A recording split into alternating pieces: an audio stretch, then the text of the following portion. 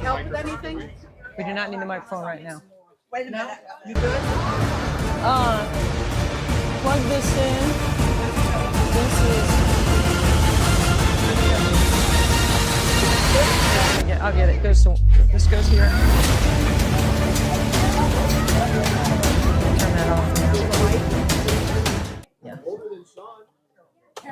Yeah.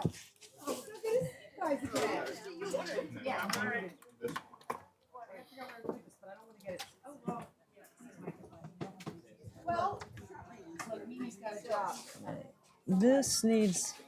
There's these here. They don't go anywhere. What? Yeah. Oh yeah. She had like 3 or 4. Test. This goes to. Test.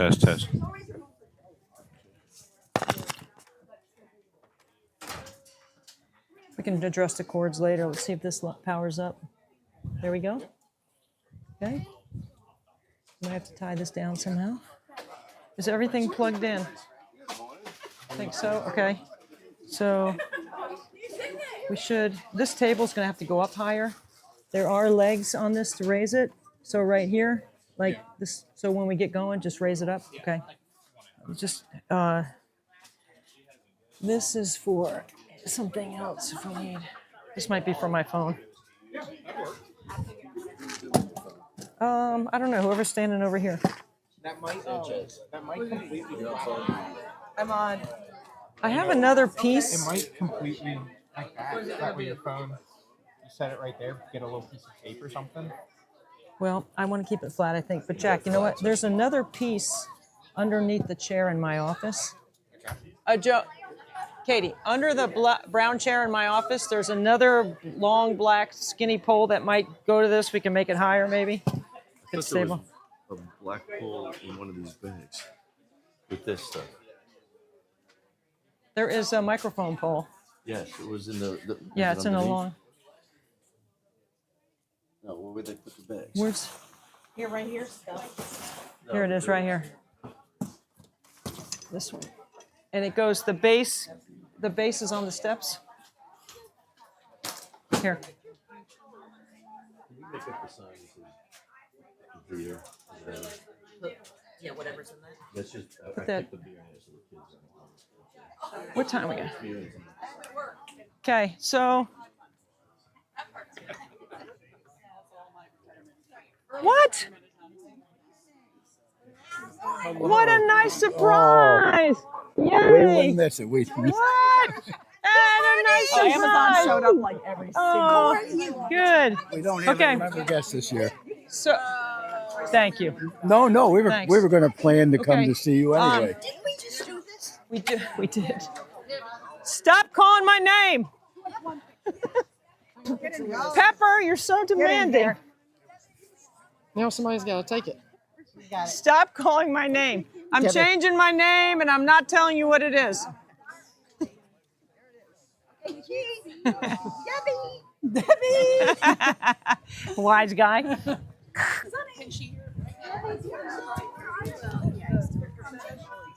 That's what I tell the boys, Murray. I'm changing my name and I'm not telling them what it is. When she starts and when she stops. That's what you want. So, and this is for the mic when we need a mic. This is updating. Okay. And then Frankie. Your mic's on, and everybody can hear it. Judy just called us. It's on the live feed. Oh, can you mute me for right now? You got So- 5 minutes. Changing my name.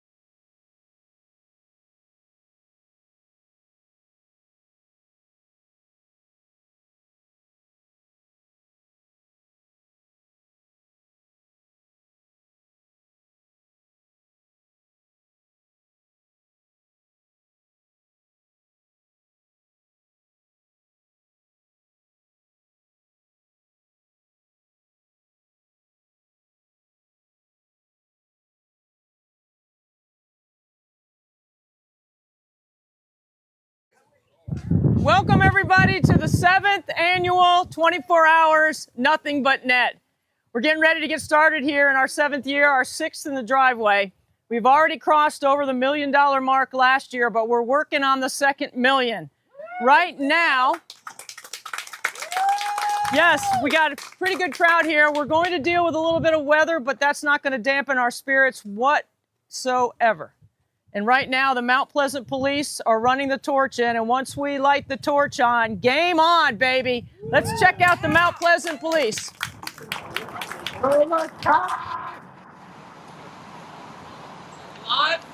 Live torch, my nephew Joey, and the Mount Pleasant Police Department. We're so excited that they are here with us. This is the 5th time that we've been able to bring the torch to our driveway, and it will burn all night. It's pretty exciting right now around here. And first off, I want to thank my neighbors for being so supportive of all the workouts and everything that I've been doing in the driveway, getting ready. And this is quite an incredible fitness task, but it's definitely worth it. And as we start, we are already over $80,000 before we even shoot a free throw. So we are very excited. We have some new friends that we're going to introduce you to as the day goes on. We've got some new sponsorships. We've got some new partners. All of it with a huge heart behind Special Olympics. Very quickly, if you don't know our story, I'll just share. You can see my son Frankie in the front right there. He is our inspiration. We are calling him the president and the CEO of 24 Hours Nothing But Net. And if you're not sure what his title is, just ask him. He'll tell you. But I want to just once again thank the Mount Pleasant Police for doing this. So let's take some time to enjoy them bringing the torch in. They start at the front of our neighborhood, and they bring it in, and we'll see how long Frankie and fellas can last. But they look pretty good right now. And the Mount Pleasant Police have been a huge supporter. If you follow the torch run is, I think, is raised, I don't want to say $1 billion, but it's been almost $500 million across the country for Special Olympics. And so Mount Pleasant Police doing their part here for us. All right, tell them. Cobra Kai!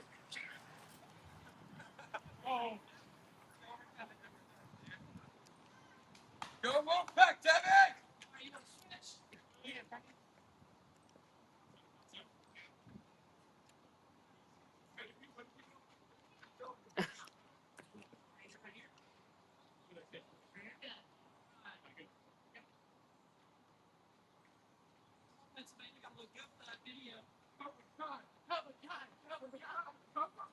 Switch.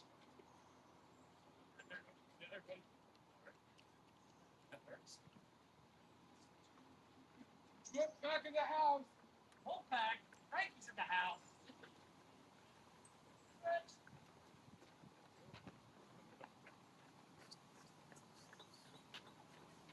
Catching the trucks. They're good.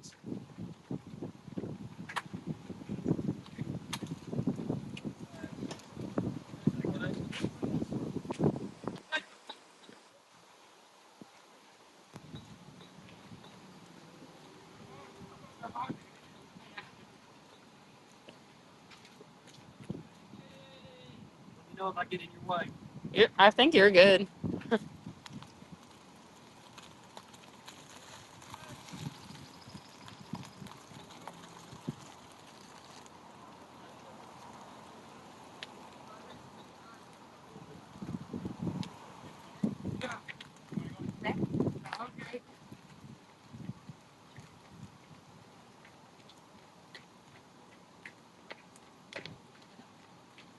Cobra Kai! Switch. Great, guys. Do great.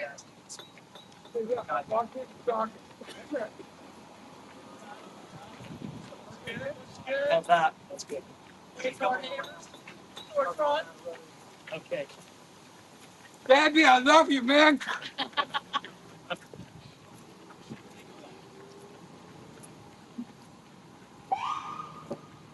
Cobra Kai!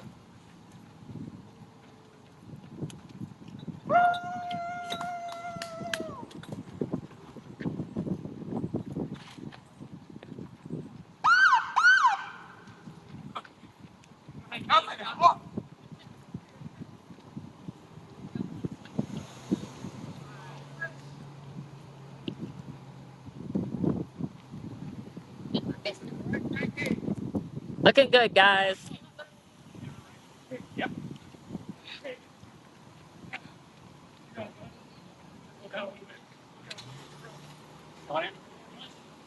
You're looking good.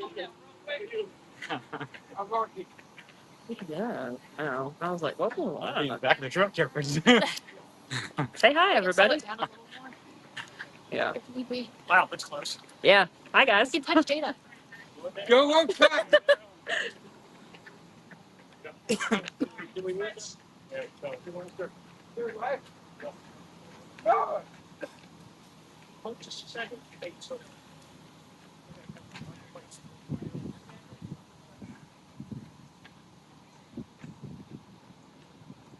Walk in place. Walk in place. Hold on, Frankie. Keep the pace. Keep the pace. You got it, Brittany? Come on. Yeah, come on. Yeah, come on. Doing good.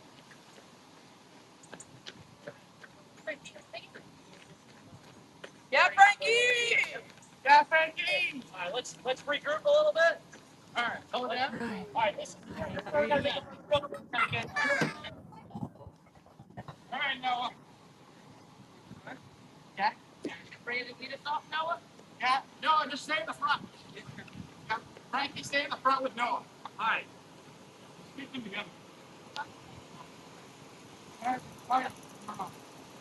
All right. In the corner. I think they're going to need some encouragement. Oh, yeah. Come on. Come on. 2, 3. Come on. They're saying Cobra Kai. Cobra Kai. Cobra Kai. Cobra Kai.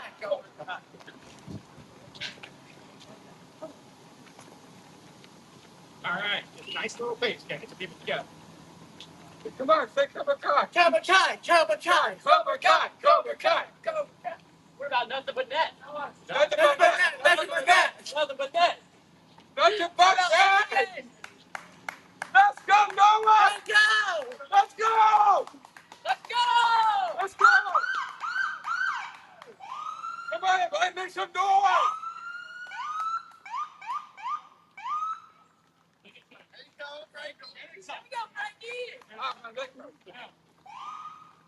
Cobra Kai! Cobra Kai! Cobra Kai! Cobra Kai!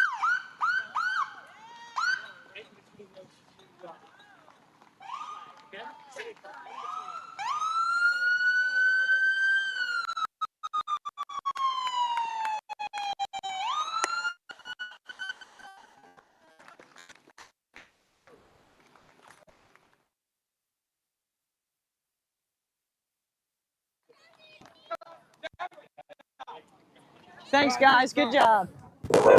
You ready, Frankie? What did Frankie say? Let the games begin. All Oh, the bottom. Frankie. Okay? Okay. Here we go. Thank you. All right, let the games begin. Okay. Come on, bud. Let's go to the driveway. Make some free throws, all right? You guys tired? You did good. You guys did great. Good job. Hey, good job, man. Are you guys hanging for a minute before you go? Come on, everybody over here. All right. Good job, boys. Yep.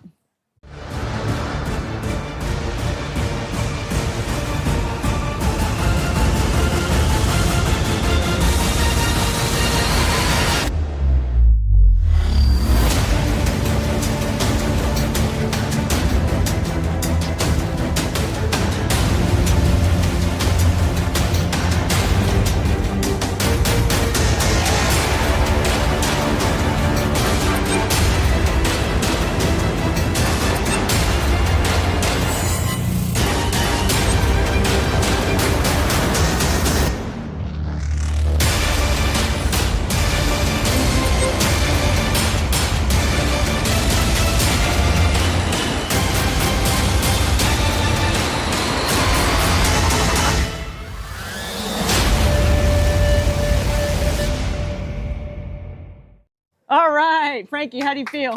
Strong and powerful, baby.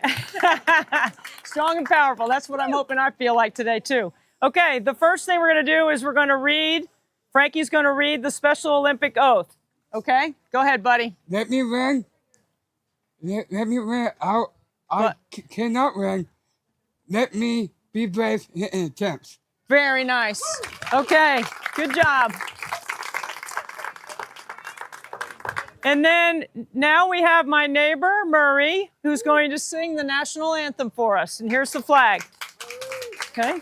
Stand right next to me, okay? All right. Whenever you're ready, you can go. Okay. All right? Oh, say, can you see by the dawn's early light what so proudly we hailed at the twilight's last gleaming, whose broad stripes and bright stars through the perilous fight o'er the ramparts we watched were so gallantly streaming, and the rockets wrangling, the bombs bursting in air, gave proof through the night that our flag was still there. Oh, say does that star-spangled banner yet wave o'er the land of the free and the home of the brave? Good job. Good job. Woo! Murray! Okay. Yeah. Yeah. After. After, okay. You ready, Patrick? Okay. You went on 5, right? Yeah. Okay. Let's do it. Okay. All right. So we're going to start with the first 100.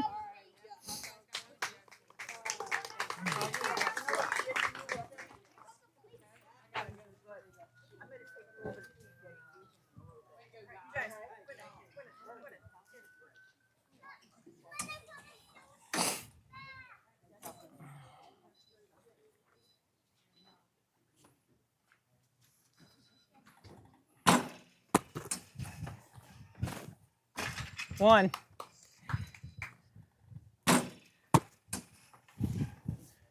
Two.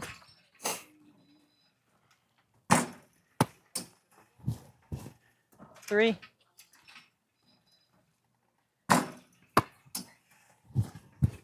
Four.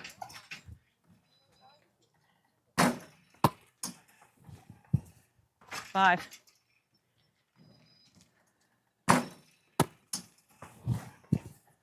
6.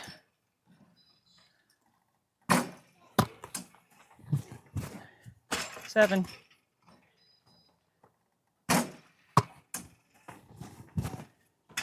8.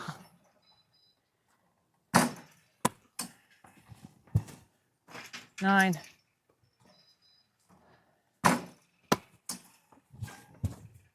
10.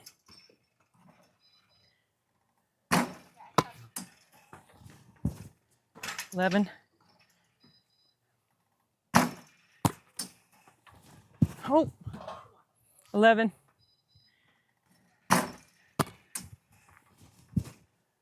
12.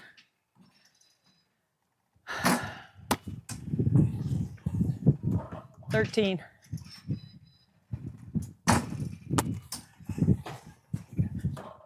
14. 15.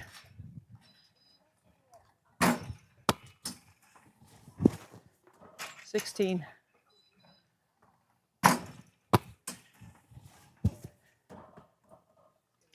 17. 18.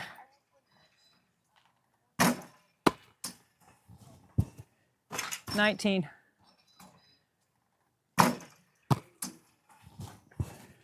20. Oh, thank you. 21. 22.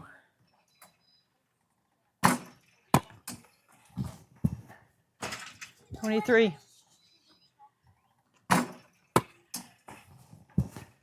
24.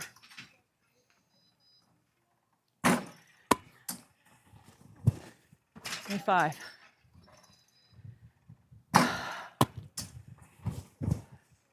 26.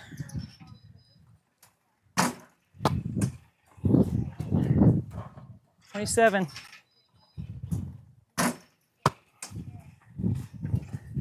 28.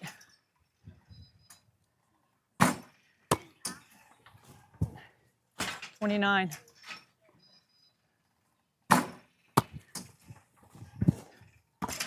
30.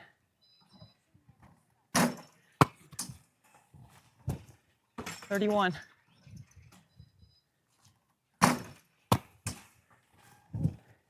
32.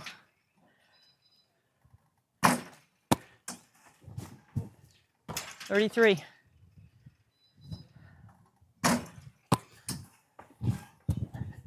34.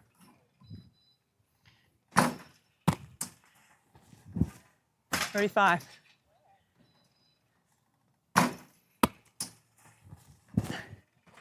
36.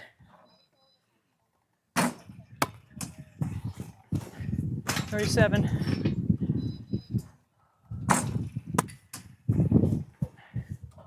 37.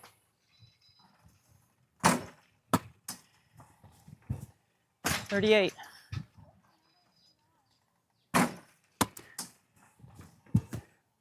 39.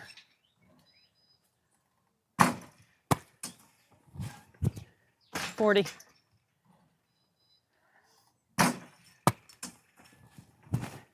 41.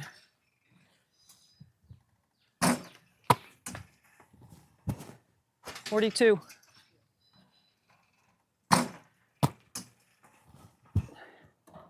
42.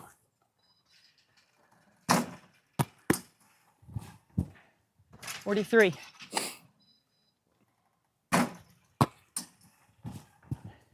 44.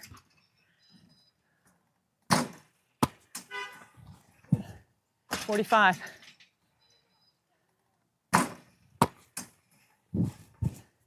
46.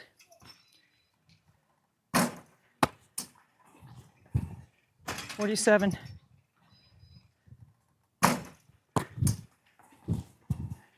48.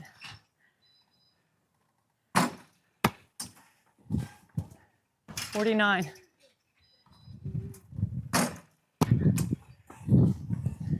50.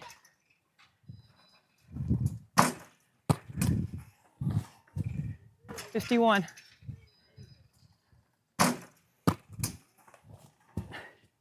52.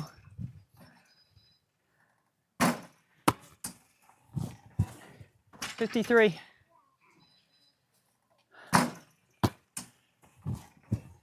54. Oh, 54.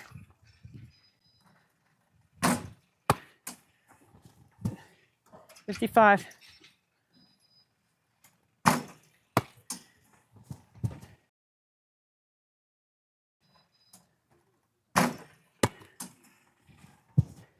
57.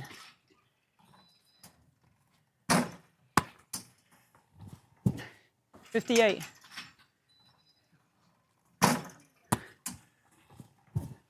59.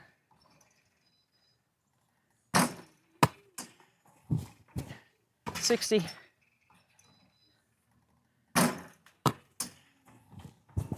61.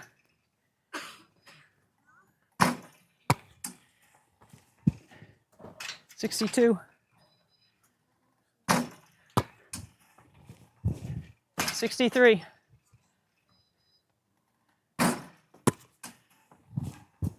64.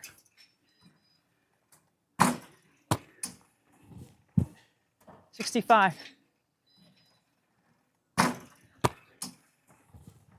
66.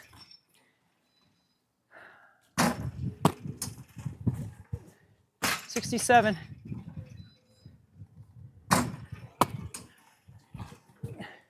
68.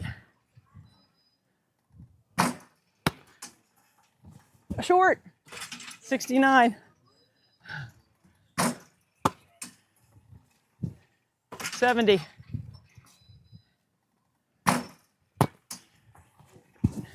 71.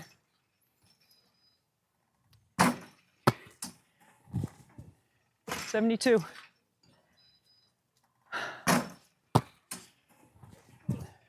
73.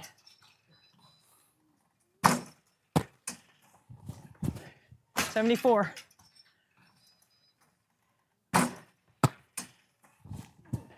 75.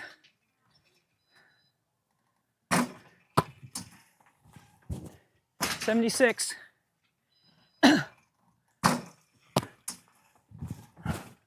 77.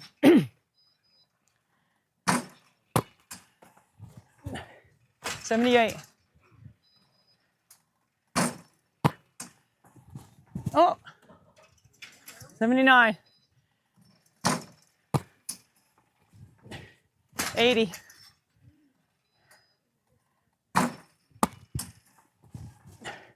81.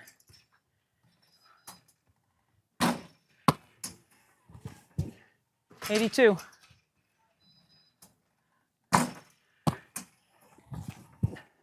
83.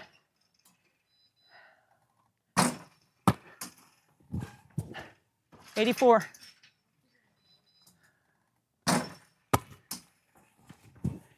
85.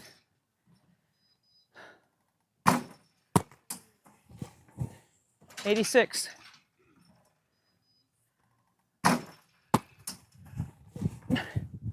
86.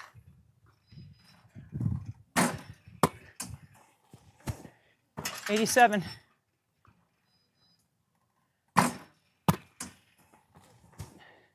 88.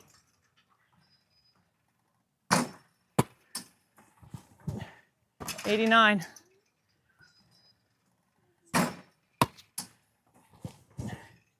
89.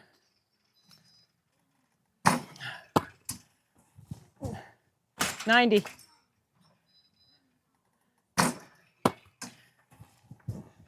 91.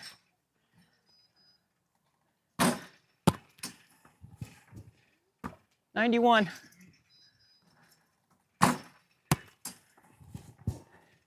92.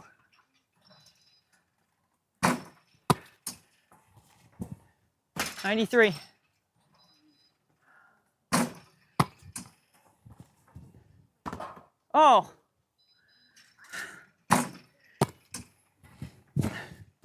94.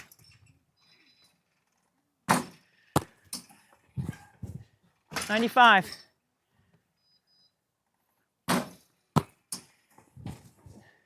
96. No, it's off. 96.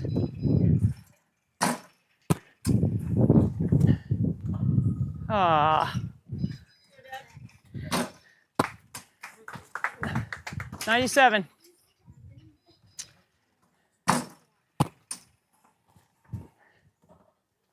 97.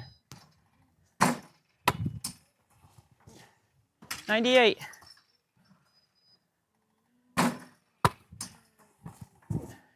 99.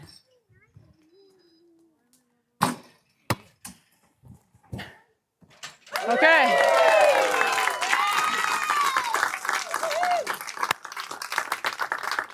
How many? 11. I missed 11? No, I didn't miss 11. I had 10. I had like 8. Yeah, 7. I had 100. Yes. No, really, how many did I miss? I missed 10? First hour. It's all right. I missed 10? Okay. I only counted 4, right? 10? I only counted 4. Okay, Officer Calabrese, And all the police officers, can you please come in? Come on. We're going to go right here. This one right here. Every year, the Mount Pleasant Police participate with us, and they are huge partners with Special Olympics internationally.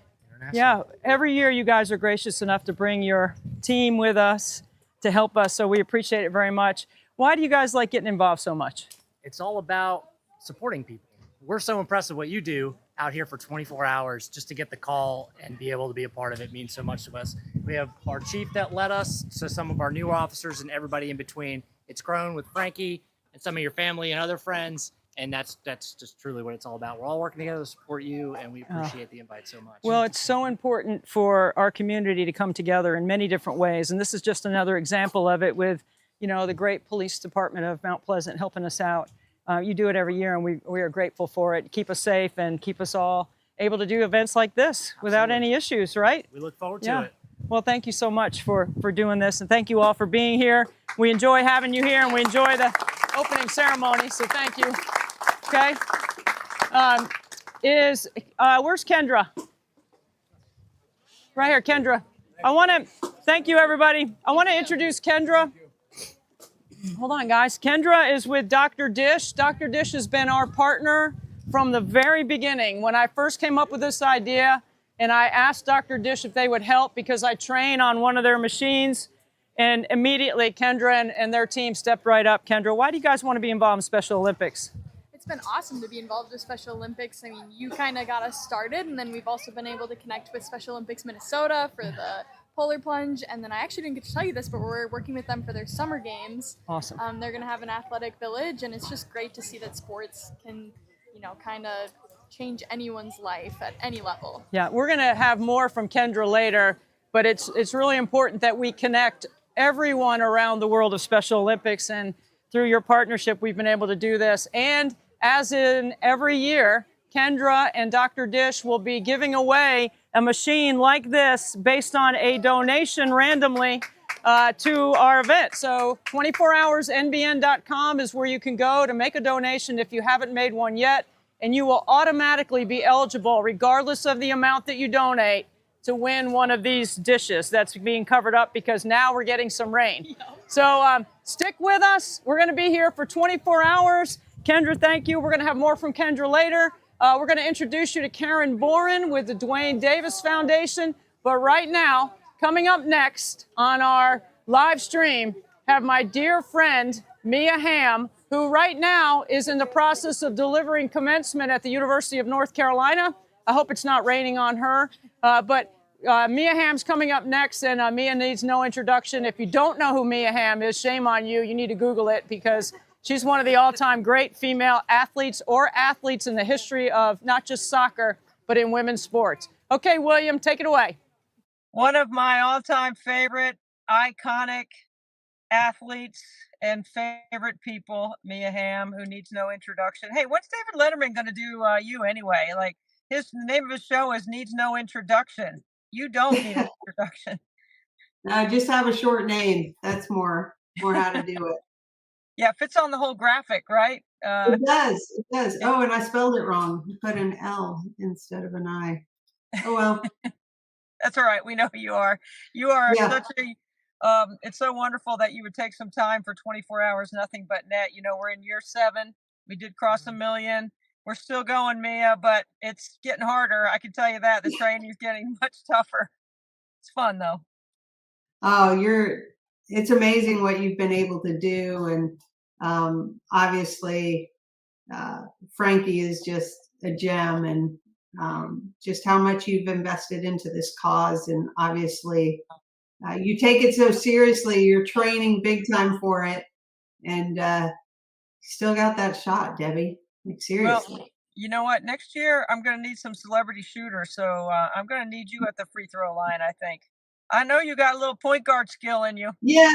Yeah, but the problem is this point guard just did a lot of layups, didn't shoot the ball very much. So I think one of the little known facts about you is you won a state championship in high school, didn't you?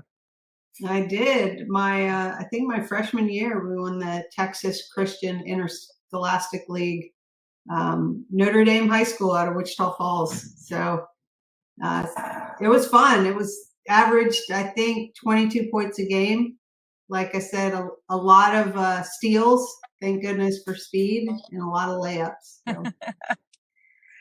What number did you wear in high school? Oh my God. It's a great question. I can't even remember. It was because you were a freshman, you just got whatever fit you. Yeah. I didn't get a choice. So that's funny. You know, I bet that coach is looking back now and probably wanted to stick you in number 8. Number 8 wasn't available in basketball back then, but they do have 8s now. Yeah, I know. It had to fit on one hand. Yeah. So give us a little bit of update, Mia. Like, share with us something entertaining and interesting about what you're doing. You got so many things, I don't even know what direction to go. Well, in less than 2 weeks, I'm giving the commencement at the University of North Carolina. So wow. that has taken up a lot of my mental and emotional kind of focus, where I never thought I'd do it. But, you know, I was talking to my kids about overcoming your fears, and this is definitely one of my biggest ones. And I can't ask them to do it if I'm not willing to do it myself. So Chancellor Roberts called me in the fall and asked if I would consider. And, you know, I have to be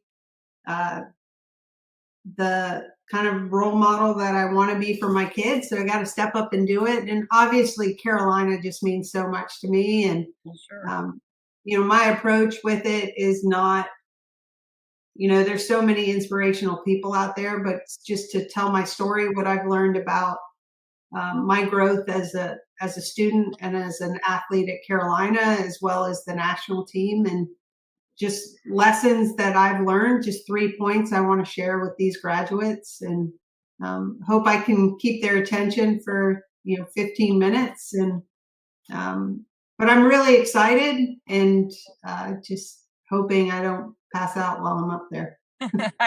I know that you are not always a comfortable public speaker, so I appreciate how you talk about facing your fear. It's not easy to get up in front of what will probably be, I don't know, I'm guessing 7,000 or 8,000 graduates.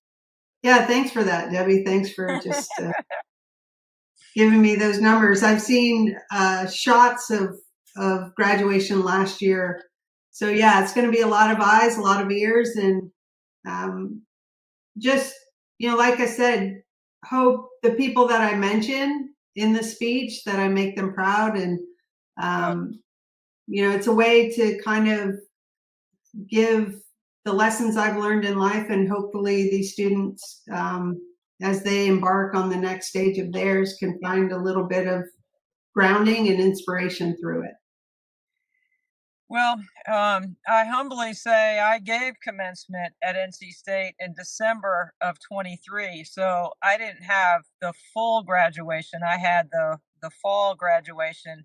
And I know what you're saying about, you know, your love for North Carolina, my love for NC State, and trying to share what you've experienced. Of course, I'm not sure that Chancellor Woodson looked at my transcript before he invited me to speak. I'm sure he did not. You'd have to dig deep into the archives and probably the microfiche, pull it out on something. I don't know. But it was a humbling experience. And for me, Mia, when I put on that academic robe, that they wear, and I didn't have to wear the head thing, so I was glad of that. But to put the robe on, it was pretty cool. I mean, I was really emotional about it. And then when we were done and we go in the back, and, you know, everybody's taking their robes off, I was the last one to take it off. I really didn't want to take it off because nobody would have ever thought that me and academics and all that would have crossed. And, you know, I just took a lot of pictures in it just because it could be a really good Halloween costume one day for me. Yeah. No, I hear you. I think I'm going to try to enjoy the experience as much as I can. And like I said, it's a way to continue to thank this community that really meant so much to me, means so much to me. And even though these students obviously weren't classmates of mine, we are bound by this place, as Charles Kuralt said, what binds us to this place. And yeah, just happy to make that connection and honor these students, because that's probably the best advice I was given, was remember it's for them. And to celebrate them and just connect us in a way, and what I've been able to learn, and how you can always use your experience at, NC State, Carolina, to help you as you move forward in life. Yeah. I guarantee you that those students are going to benefit from your time and all the heart that you pour into it. I had a couple of editors that made sure I had my points right and said it clearly. And I'm grateful for them, because I don't think I would have felt comfortable if I didn't have my people that I trust looking at, the edit of what I had planned to say. But they're definitely going to remember what you said. I bet there's not one kid in the audience that remembers anything I said. No, I hope so. I hope so. People have been like, tell jokes. I was like, yeah, I'm more of kind of the dry wit humor. So I'll use that in there. It's a little more spontaneous. I said, but I've always been an emotional person and a little on the serious side. And I might never get this chance again. And so as I said at the beginning, I'm not trying to reinvent the wheel. Like, this is my life. These are the people and the lessons I've learned from them.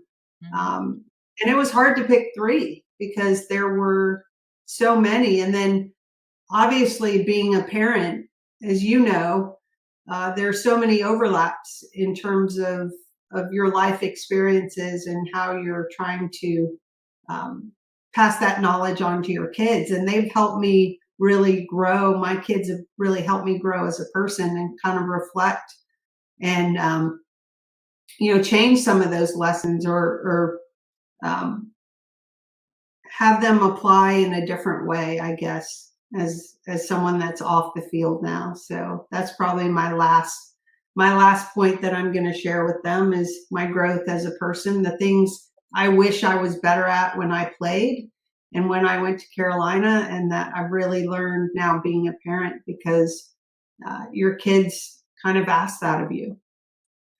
I couldn't have said that any better. I mean, it is never about us as moms anymore anyway. It's always about the kids. And if you don't ever accept it or look at it like that, you probably have the wrong attitude, and your kids are going to suffer for it. But are your kids going to go to commencement with you? Will they be able to be there? No, they're actually finishing up high school. One might, but we're still working on that. But Nomar's going to join me, so I'm really excited. He's going to be there with me, as not just the emotional support, but just be able to share the experience with him. Yeah, that's cool. So give us a little update on the kids, if you will. Like, who's doing what, playing what? Just break it down a little bit. Yeah, no, 2 daughters graduating. So that's graduating high school. So that's kind of taken up a lot of time, and off to college next year. And then our son's just making his way through 7th grade. And he's fencing and playing a little golf. So that's fun. Outside of watching fencing in the Olympics, I've learned a lot. As he described it when he first started doing it, he goes, it's like playing with tag with swords. You're trying to touch the one person and not get tagged by the opposition in a real confined space. So a lot of fast footwork and agility. So it's been really cool to kind of go and watch him train and enjoy it. I mean, I pick him up 2 hours later, he's a sweating mess and just super intense, and he's loving it right now. That's pretty cool, doing something different. Like fencing North Carolina's got a great fencing program, don't they? Yeah. And like I said, he found it out, the two of us sitting watching the Olympic coverage, because like when the Olympics are happening, that is all I watch, like flipping from all the different networks. And we came across fencing one time. This was not this past Olympics, but 4 years ago. He's like, wait, what is this? I'm like, oh, funny you should ask. One of the original Olympic sports. So. Well, how's your golf game? Excuse me. How's your golf game? It's okay. You know, I feel it's evolving, which is what I hope. I feel I have a better swing, better setup. But I love it. It's one of the only things I grind over now. And, you know, as a competitor, and, you know, the big thing about golf is what I love about it is it doesn't care what you did the day before. Like you could have played out of your mind and, you know, your swing and the game felt so easy, and you show up the next day and it's like, it's not even the same bag of clubs. And it's incredibly humbling. And at least in soccer, when I wasn't on technically, I could still work really hard. But golf, the harder you try, the worse you are. So I swear, that's me in putting. No matter where I put the ball, place the ball between my feet, or what line I think, or how my setup goes, or I can't. It's not like shooting free throws, that's for sure. I can't get it right. I just can't get the technique down. I know, and it just doesn't. You know, the setup. You think it's the same setup from the day before when you felt you were putting really well, and it just goes away. It can go away so quickly. But I love the challenge, and you know, a lot of the times when you get to play, you get to choose who you want to play with. So it's usually, you know, my husband plays, but just people you want to spend time around. So when I'm out in Chapel Hill, I'll go play with a couple of our friends down in Pinehurst. We're going to take a couple days and enjoy the time out there. Nice. Well, you have lifelong teammates. Your teammates are awesome. And I'm always intrigued by watching how you all galvanize together, group together, because they all love you so much, and you're such the alpha without being the alpha in that group. And they all just enjoy spending time together with your families. It's pretty cool to watch from the outside. I mean, I get a glimpse of it when I'm at your golf tournament, which thank you for inviting me every year. I love playing in it. But it's just really interesting how you manage all the different personalities that are around you all the time, Mia, because, you know, you're such a humble superstar. You just, and you're quiet. It's really interesting. It's just interesting to watch. Well, first of all, just thank you for participating every year. It's because of people like you that it continues, and we love having you. And listen, I've been incredibly blessed with some amazing teammates, friends for life. And they've been huge supporters of my foundation before I even had a foundation. When my brother was going through his illness, like I didn't even have to ask, and they were right there by my side. You know, for me, it's always been about the quality of people you're able to associate with. And I've been extremely blessed to have some amazing human beings in my life. And I was fortunate enough, a lot of them were my teammates. And I love the fact that we get to be able to come together and do it for a good cause, but just to share memories. And, you know, I think we all had roles to play. Some of us were a little more kind of in your face in terms of, you know, I did a lot more of the media stuff. And then you had Carla. Carla and Julie were the ones who led our team every single day. Were putting out small fires so they didn't become these huge bonfires that could take down a team. They were just had the pulse and the insight to know who needed to hear what at the right time. You know, that wasn't one of my strengths as a player. You had, you know, Christine Lilly, she was just so freaking good anything you wanted her or needed her to do, and set a standard for all of us. You had, Julie Fatty, who just brought kind of so much joy and levity to our team, and humor. And when things got really tense, she just knew the right thing to say. And the intelligence to lead us down the road of our contract negotiations, which was difficult at times and scary. And we just had some really kind of amazing personalities that were just super supportive of each other. And I think in the end, we just really cared about one another as people. And I'm just grateful that they're still friends of mine. They still haven't changed their numbers. At least they text me back, whether it be, within a couple minutes or a couple days, as we know, we all kind of get into our lives. But no, I love my friends, and I'm so grateful that they continue to support the foundation and be a part of my life. Yeah. You can definitely see they love you. There's without question the way you guys all carry on, whether it's on the range or the post game and all the parties and everything around it. It's just really fun to watch. I appreciate you letting me, have a piece of experience there with you and your group. I want to just bring one more topic to the table for you, Mia, and this is my 20th year with the Indiana Fever, and I know that you're a big fan of Caitlin Clark. She grew up with your poster on the wall in her bedroom, so she's a big fan of yours.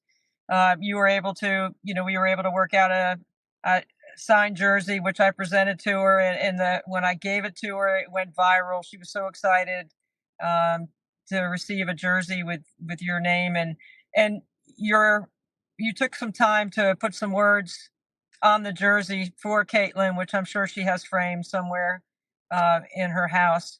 But the whole the 99ers were a disruption in the economic marketplace. Tiger Woods was a disruption in golf. Caitlin Clark is what I call Clarkonomics, the greatest disruption in the history of women's basketball.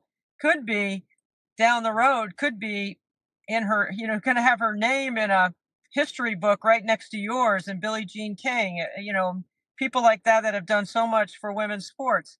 When you think about what Caitlin has been able to do alongside the WNBA, we say that it lifts all tides in the league. Everybody's making money, everybody is thriving.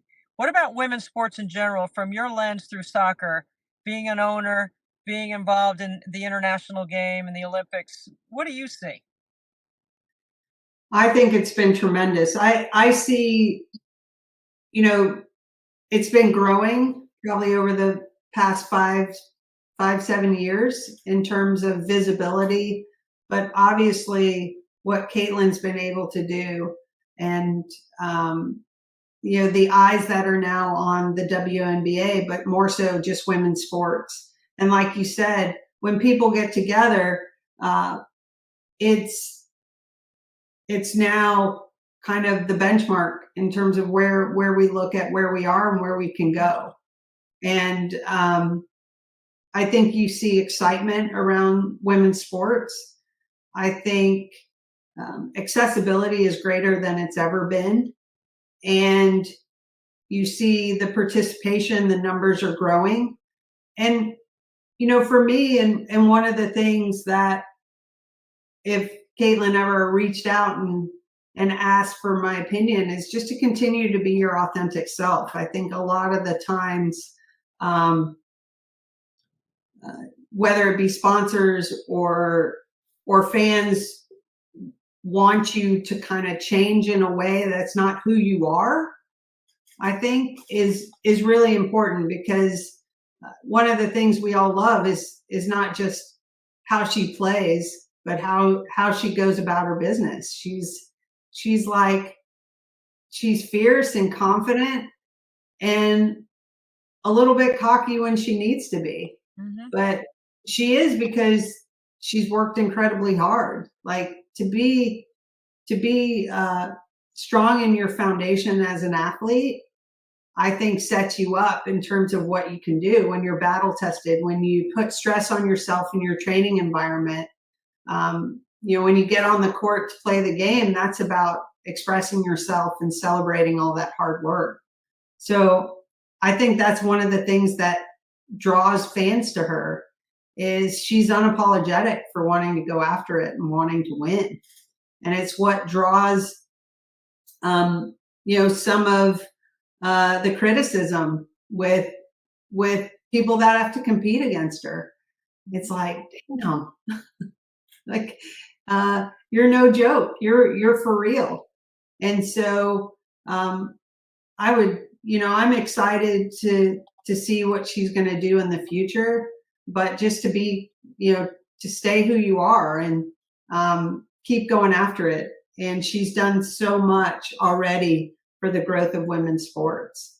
And, at times you get pulled in so many different directions, but just stay true to yourself. And, as as an athlete, like the one thing you feel you can control is what you do inside the lines. It's what you know best, is where you are the most comfortable, that's your happy place. I know with me, it was like being inside the lines. It's, the other stuff you learn to grow and do.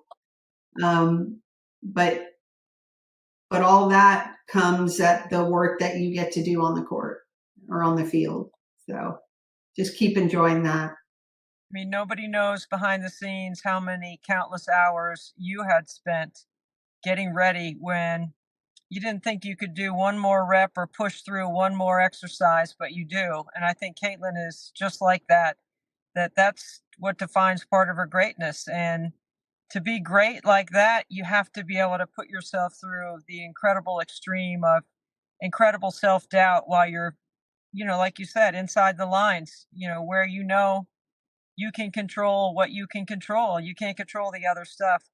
I will say, for a young woman, she was absolutely amazing all season. I never heard her one time in a press conference not take the high road or say the wrong thing. She always took the high road. She always said the right thing. And I always was amazed that, there's times where you just may want to take a stab at somebody because you're just tired of the same old stuff over and over, but she never did. So her maturity, her understanding where she is, her place in the world, if you will. And I don't even know if we can even measure, what the impact of, especially the growth in basketball, that number was dropping off participation wise for girls and women in sport. And now that number's coming back up. And I think it's a large portion due to her, not just her, but there are others, but she's the main one. No, it's been tremendous. And and then as she continues to get older, she'll learn it's not just the quantity, but the quality. Because I know there were times, when you're younger and you have this endless amount of energy, you just go out there and bang balls or shoot balls till you're tired. And then as I got older, like I realized I could shoot myself into a slump, into bad technique. And you kind of, once you feel it, you go out there with a plan going, this is what I'm working on. And then once you feel it, you just are like, okay, I'm good. I don't need to do 100. Like you're able to kind of walk off the field or walk off the court going, I'm exactly where I want to be. Both not just physically in terms of my technique, but psychologically, I just have that confidence where I feel I'm in the right place and in the right frame of mind. So, that's kind of a really fun spot to get in. I remember where you're just like, oh, I'm good. Like I feel really good. And I feel bad for whoever has to mark me tomorrow because it's not going to be easy. So there is a threshold where that's where you work hard, but then you work smart, right? So you get to a point where that no matter what you do physically, your technique can't be compromised. You have to make sure you still have what we would say muscle memory and the ability to self-correct. It's a fitness thing too. There's nobody that's in better shape than her. It's amazing. Yeah. And it's that kind of I don't know, it's just this euphoric sense of confidence that you're able to experience is really powerful. And because you know that if you push yourself at some point past that physical limit, you start breaking down technically, and then that's when kind of old habits start to. I know in soccer, like sometimes you'll start kind of coming across the ball because you're dragging your leg basically rather than kind of getting through it, and it's like a golf swing. All of a sudden you start going, what the heck happened? Like, where did it go? And but it's so fun, and like I said, just she's been a joy to watch compete, and I'm excited for this next season. And you know, they'll create storylines every year, and I hope she looks at it as just another opportunity to help the sport grow, and that she's been able, you know, she is where she is because she's worked hard, and she's an incredible talent, and embrace that. Well, I'm going to be embracing that euphoric feeling that I hope I'm going to hit about 2 a.m., 3 a.m., 4 a.m. in the driveway. I'm going to be thinking about Mia Hamm says that I'm ready. I put all the time in. I'm good to go. I just got to knock down some shots, and hopefully all the training that I put in will give me that euphoric feeling. I'll be looking forward to that because it's not getting easier, but it sure is making a difference, and you have helped us make a difference. So I want to thank you for all the time that even the clinic that you did with Frankie and his friends in Mount Pleasant, all the things that you do for Special Olympics. I'm just trying to do my part like you do yours. Well, you're a superstar, Debbie, and just thank you for all you do, and obviously your support for the Mia Hamm Foundation. But I know you do it for Frankie and his buddies, but you've impacted so many people's lives. So thank you so much. Mia Hamm, thank you for being with us on 24 Hours Nothing But Net. It is always a thrill, my friend, and it's great to see you. Thank you for giving us some time. All right. Be safe, Debbie.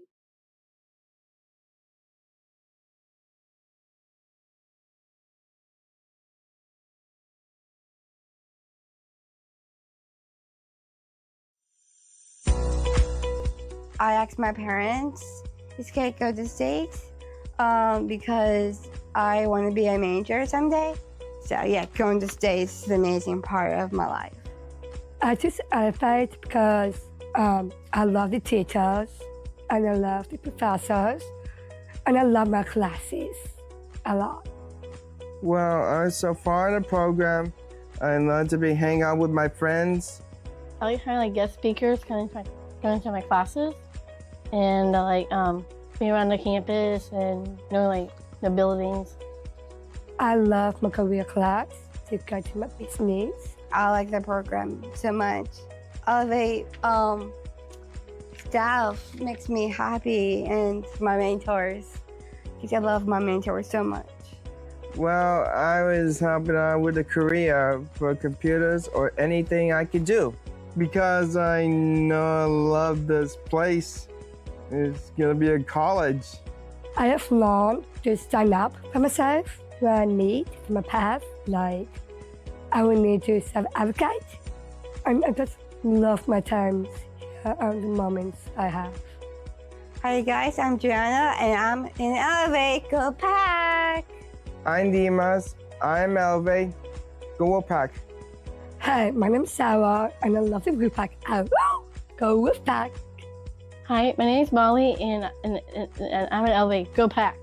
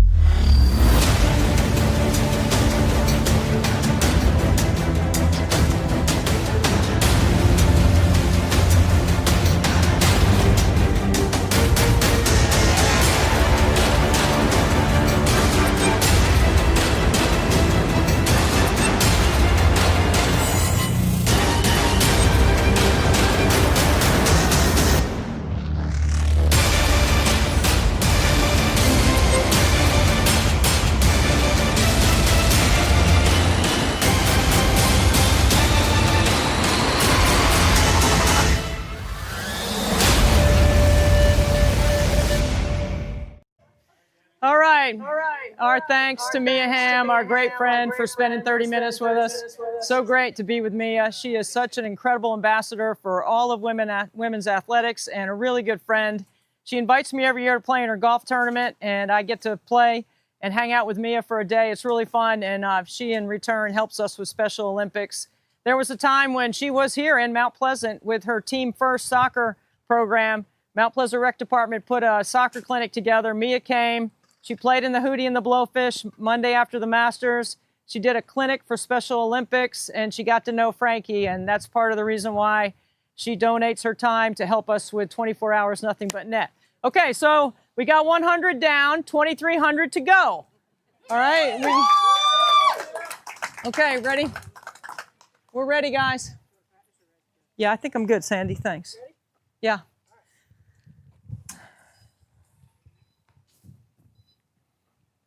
You guys can play some music if you want.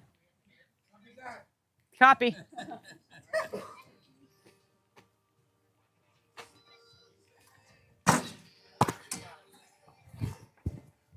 One.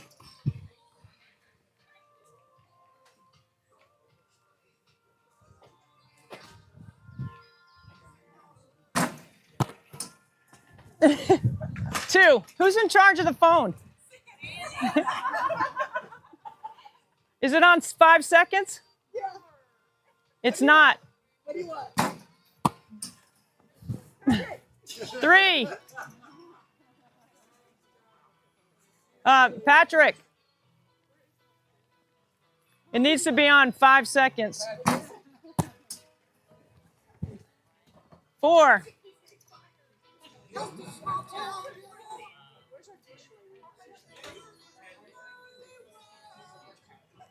Here, Sandy, give it to me. I'll take it. 5. Sorry. That's right. Stop it. Yeah. The tempo went from 5 to 14 seconds.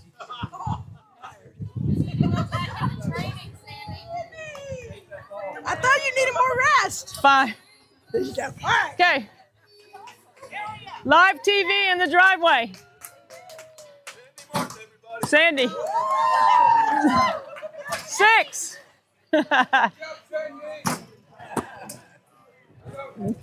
7.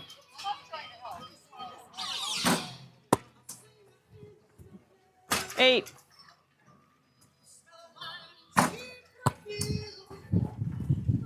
9.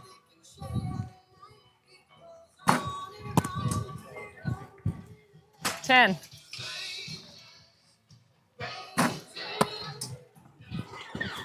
11.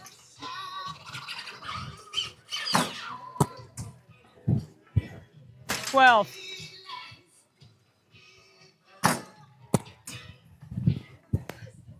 13.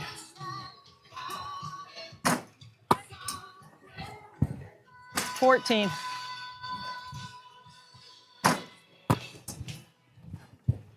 15.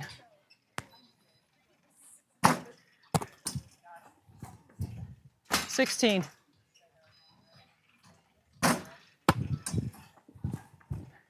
17.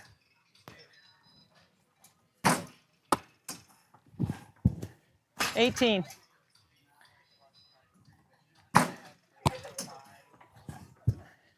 19.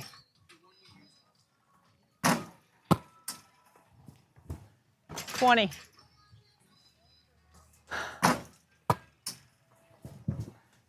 21.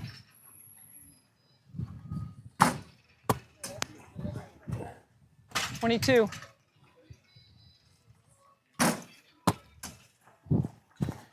23.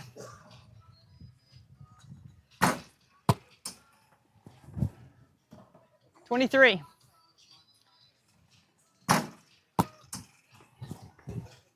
24.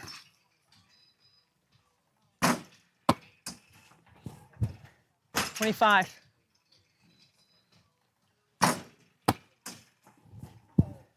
26.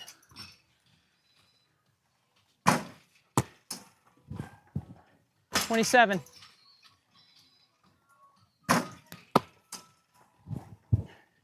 28.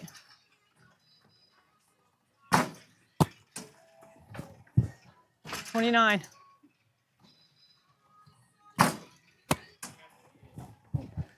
30.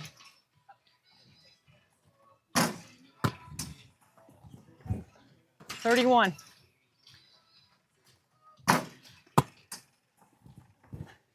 32.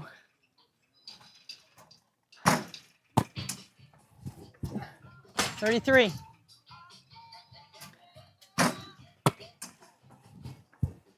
34.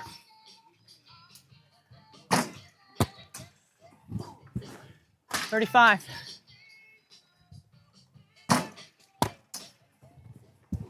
36.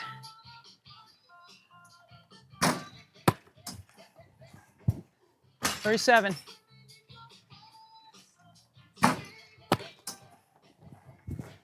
38.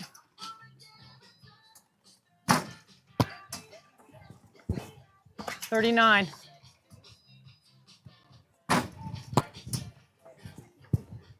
40.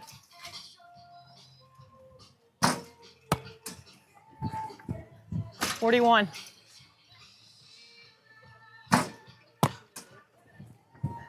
42.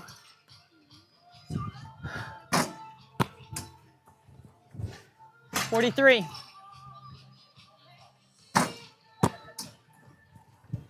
44.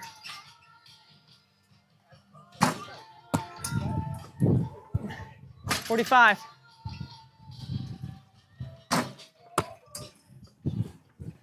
46.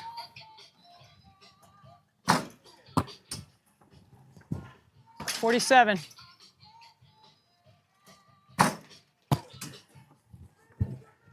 48.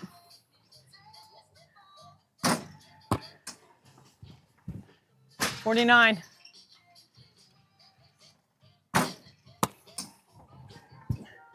50.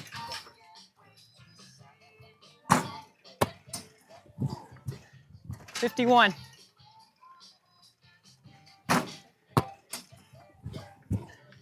52.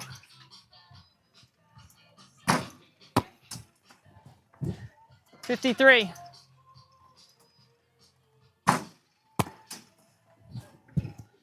54.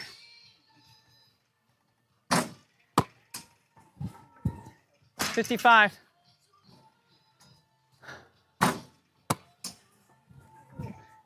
56.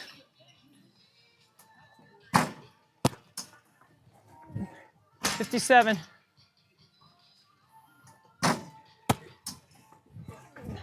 58.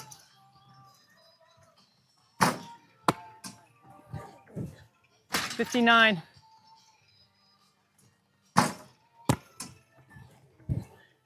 60.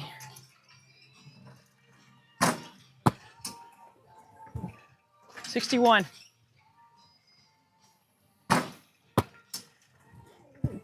62.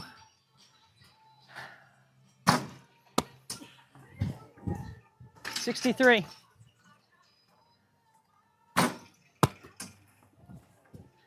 64.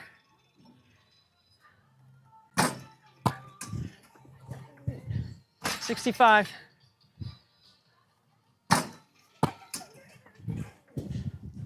66.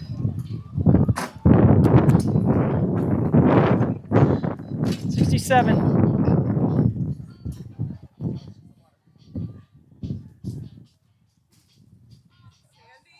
67. Pick that, move that one. Oh, here it goes. 67.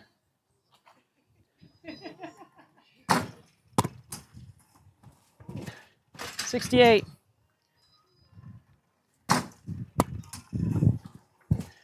69.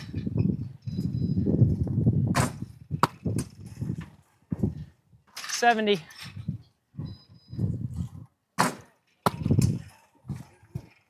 71.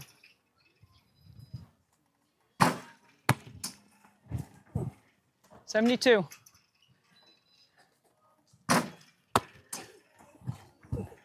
73.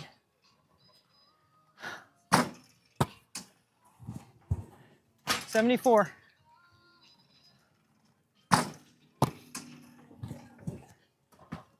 75. 76.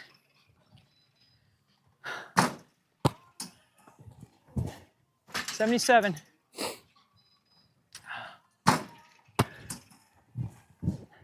78.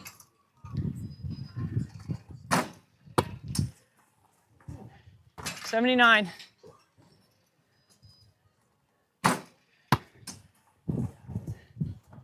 80.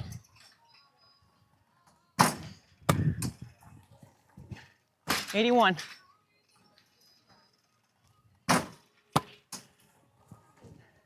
82.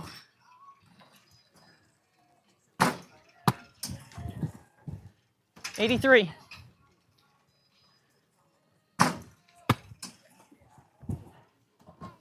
84. 85.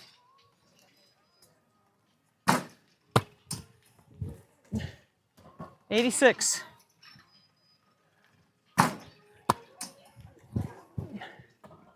87.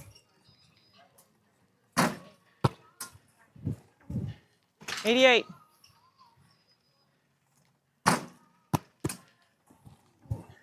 89.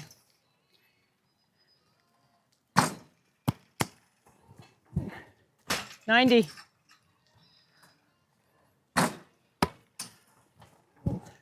91.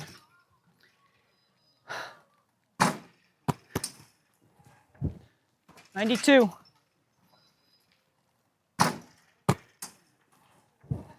93.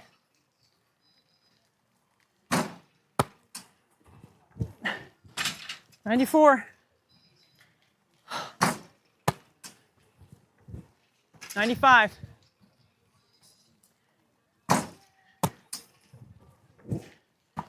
95.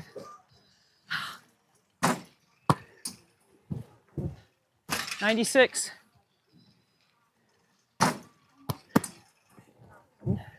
97.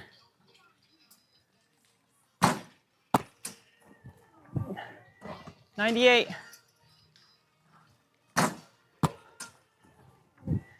99.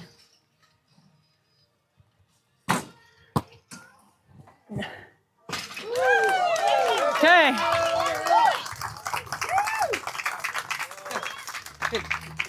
Good job, everybody. Look at my crew hustling. Keep the balls dry. There's actually a committee for keeping the balls dry. Here they are, right here. Wow, okay, so, I mean, 200 in. We've got 2,200 to go. Yeah. And we're fired up. I mean, the operations crew is absolutely outstanding.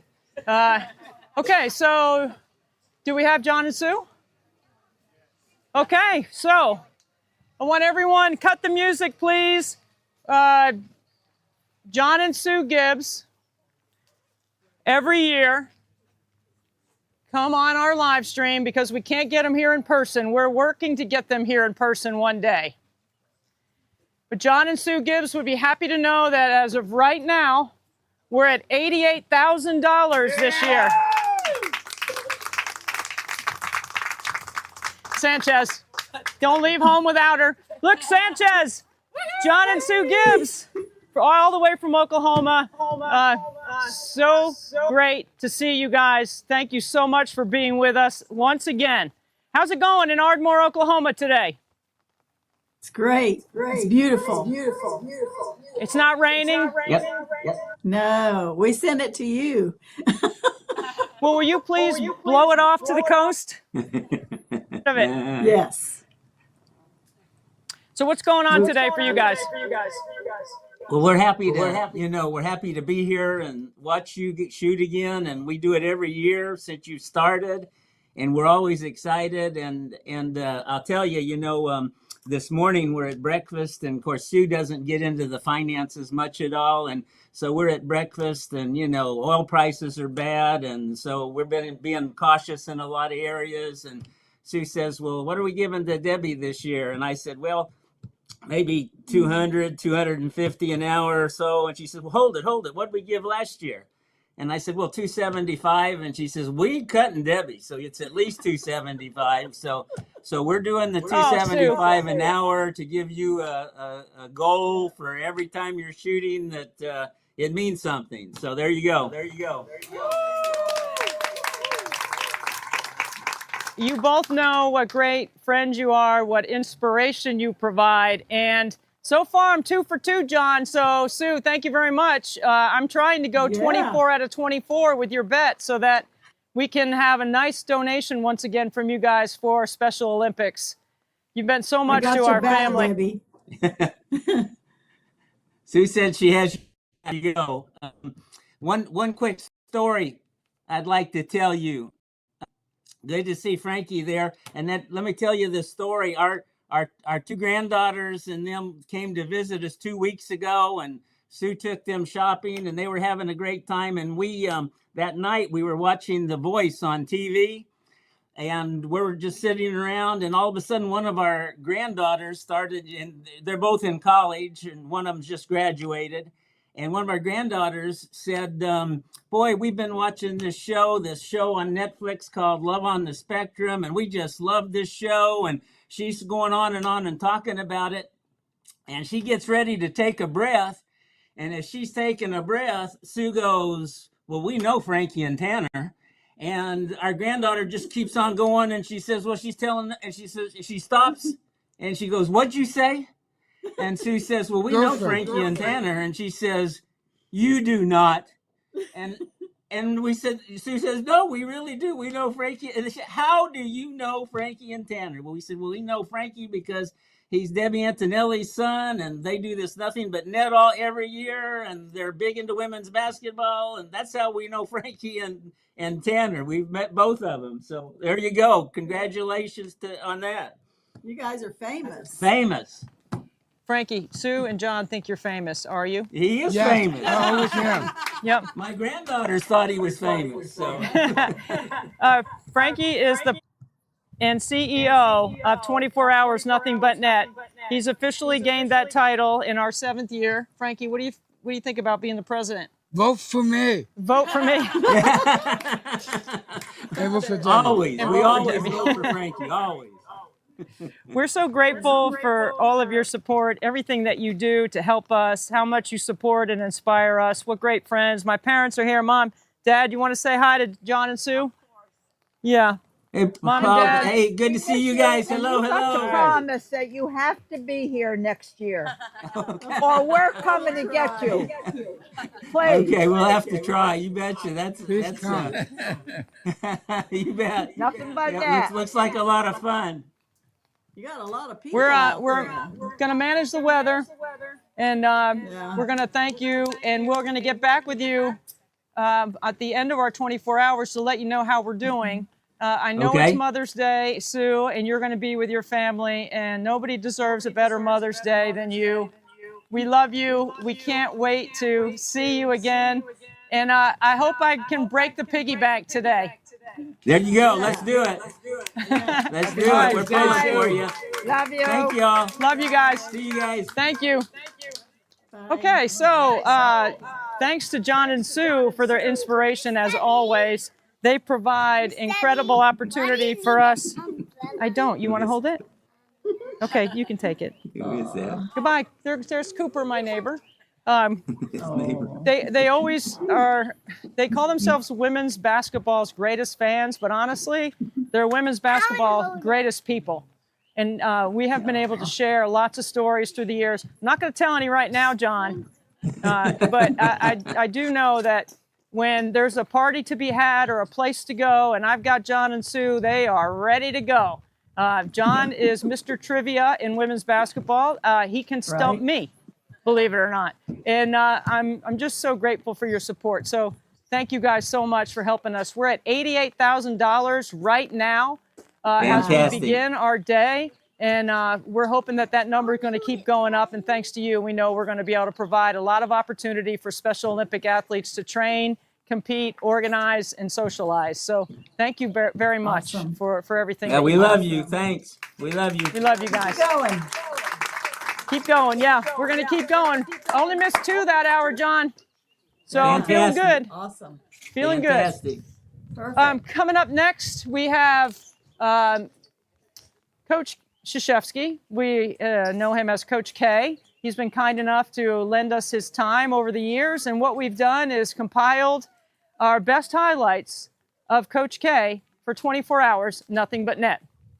It's an incredible compliment to get one of the all-time greats, if not the greatest in the history of sport, on 24 hours of nothing but net. Coach Krzyzewski, you don't even need an introduction. I am so grateful for your time, and thank you for lending some of it to help us with Special Olympics. Well, thank you. I mean, what an amazing idea. It's been such a good success so far. Hopefully, it exceeds even your high expectations this year. And look, there's one of the great things, the Special Olympics. And, when you get all people cooperating and working with these special young men and women, it warms your heart. And I know it makes you emotional. I'll bet in those 24 hours I'd predict 5 cries at least. 5 at least. Oh, there's definitely some tears, and they're all happy tears.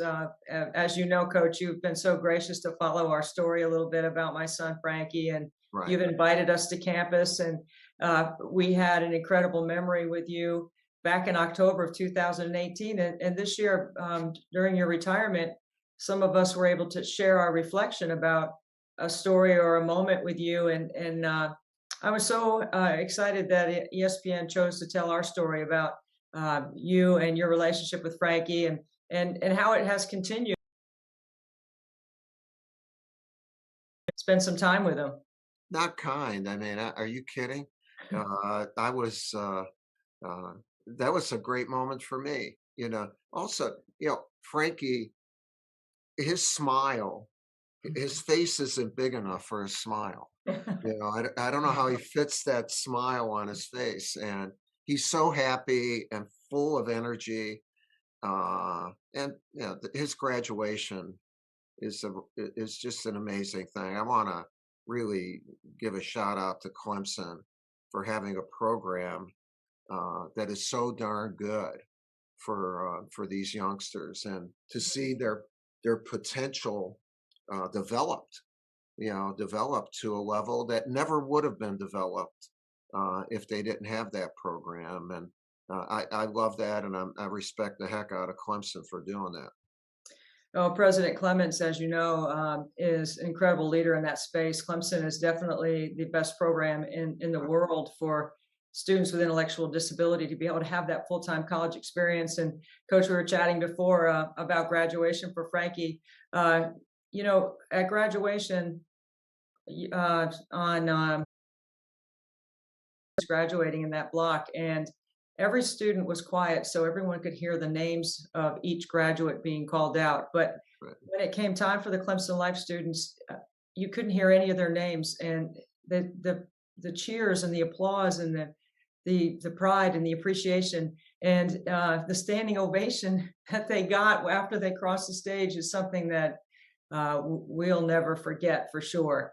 Yeah, I got chills. Just I wish I could have been there in person to experience that. And when you do such a great job in promoting and really telling the story of our game, game after game, and you get those moments, right, where the whole crowd is going nuts and whatever. And but when those moments happen outside of sport, the spontaneity, the appreciation for everyone who is there, that they feel honored to be there. And it doesn't have to be they share that moment with these incredible youngsters. I love it. I love it. Well, Coach, on another level, sport's been a part of your life. You've been in sport, I'm sure, since you were a little boy growing up in Chicago. I can't imagine not being without sport myself. And that's what we're trying to do here, is to give people that need a little bit more extra time to train, time to compete, a way to organize. And Special Olympics is such a great landing spot for families like mine, that we have indulged in sport in so many different ways with our three boys, but especially with Frankie and what it means. When you take a step back, because you have coached the elite of the elite, you have been around the best of the very best, and you look at what Special Olympics does for this population of people, where do you see the connections? Well, there's an amazing connection in that, you know, you can coach, like I've had the honor of coaching the United States national team for 11 years. Well, the moment that Kobe Bryant has, or LeBron James, you know, it's a global moment, you know, being on the collegiate stage. And if you're fortunate enough to win a national championship or make a Final Four or win a conference championship, you're in that moment as a coach, you're in that moment with that person. The moment with these youngsters, when you work with them and they do their thing, is every bit as big as any of those moments. And to me, it's about that, and the joy, the feeling of that youngster has when they race, when they throw, when they compete, is just as big as winning a gold medal. In fact, I think it's bigger. And for the people who are involved, they do not need TV. They do not need somebody broadcasting the game. They do not need an article written about it. The purity, it is so pure. And so everyone who's associated with it's a high. It's terrific. And it's not about winning the race or winning the thing. It's about completing it. Everybody in Special Olympics is a medal winner, is a gold medal winner because of them competing. And the joy of finishing that race or finishing whatever activity it is, you can see it on their faces, their body language. And then, you know what? You get a chance to share it if you've worked with that youngster or you're the parent of that youngster. It's so the moments are the same. There's not, in fact, I think it's much more of a genuine moment because no one's getting paid or anything like that. And no one's trying for a contract or anything. It's that, Deb, it's pure. It's Special Olympics is exquisite because of its purity, and everyone's on the same team. You know, no one's trying to get their own. It's a shared moment with so many people, a joyous moment. Coach, does the cry count start now, or does it start tomorrow at noon? Now you can practice. I've had plenty of practice over the last couple of days. Yeah, you can practice. Coach, how's it going? Like, Great. you know, I mean, how are you? Yeah, I'm great. For me, this was a decision that was, look, I'm 75 years old. I've been the luckiest guy on the planet. I coached at West Point and Duke for almost 5 decades. Are you kidding me? And in 11 years with the U.S. team, and we've won a lot. We've had amazing moments in victory. We've had amazing moments in defeat. And but I've been very fortunate to be on the biggest stage with the best people and to compete. And no one's been any luckier than me. And but I'm now into a new phase, and trying to figure that out a little bit, but it's all good, you know. And we have a puppy now, Right. and so, wow, he's 11 weeks old, and Coach is his name. I didn't name him. My team and my family named him, and we tried to think of a different name, and so I might as well stick Good with name. coach. And however, now that I'm no longer called coach, someone in our house is still called coach. So Oh, I have a feeling you're still going to be coach. I don't see that going away. That is certainly an earned and deserved from the roots of a teacher at the very beginning thank you. of your career. Coach, I have to tell you, this season was so unique and special for me also because I did get to cover your final 3 games in Cameron. And for someone like me who has dedicated my career to the game and grew up on Tobacco Road, to get a chance to experience those things inside Cameron, watching your teams and your wonderful staff and your players, how hard they worked. It was just the favorite part for me, though, was going to shoot around and practice. That's the best part. For Yeah. me, that was the best part. So we could really listen to you and watch I you. think I'll miss more than games practice, because that's where you teach, you see your team and individuals grow. Yeah, you see them achieve and then fail. I think I've loved that more than anything in my career, that interaction with a player and a team in your own private setting, that those moments, they're not, you don't do a record on them, but they're all wins. Right. They're all wins. Well, Coach, thank you for lending your time, your support, all your kind words about Frankie. And he is a superstar, and he knows it. And he's not afraid to tell you. He'll also I tell you know. he's pretty handsome. Yeah, you know what? He believes in himself, and I love that. You can see it in all of his actions, and he's not hesitant. And when a person meets you with a smile and enthusiasm, they make you better. Frankie makes people better, just by being him, just by being him. I have enjoyed immensely my friendship with him. Okay. Coach, thanks. You're welcome. And look, thank you for what you're doing, and try to hit a few shots. All right. Coach, you know what? You would really love the free throw burpee routine that I have. Yes. So, the bar that you put in your door frame to do pull-ups on, I put that in the driveway. And yesterday I did 2 sets of 100. So I'm free throw burpee. I did 2 sets of 100. If I miss the free throw, I still do the burpee.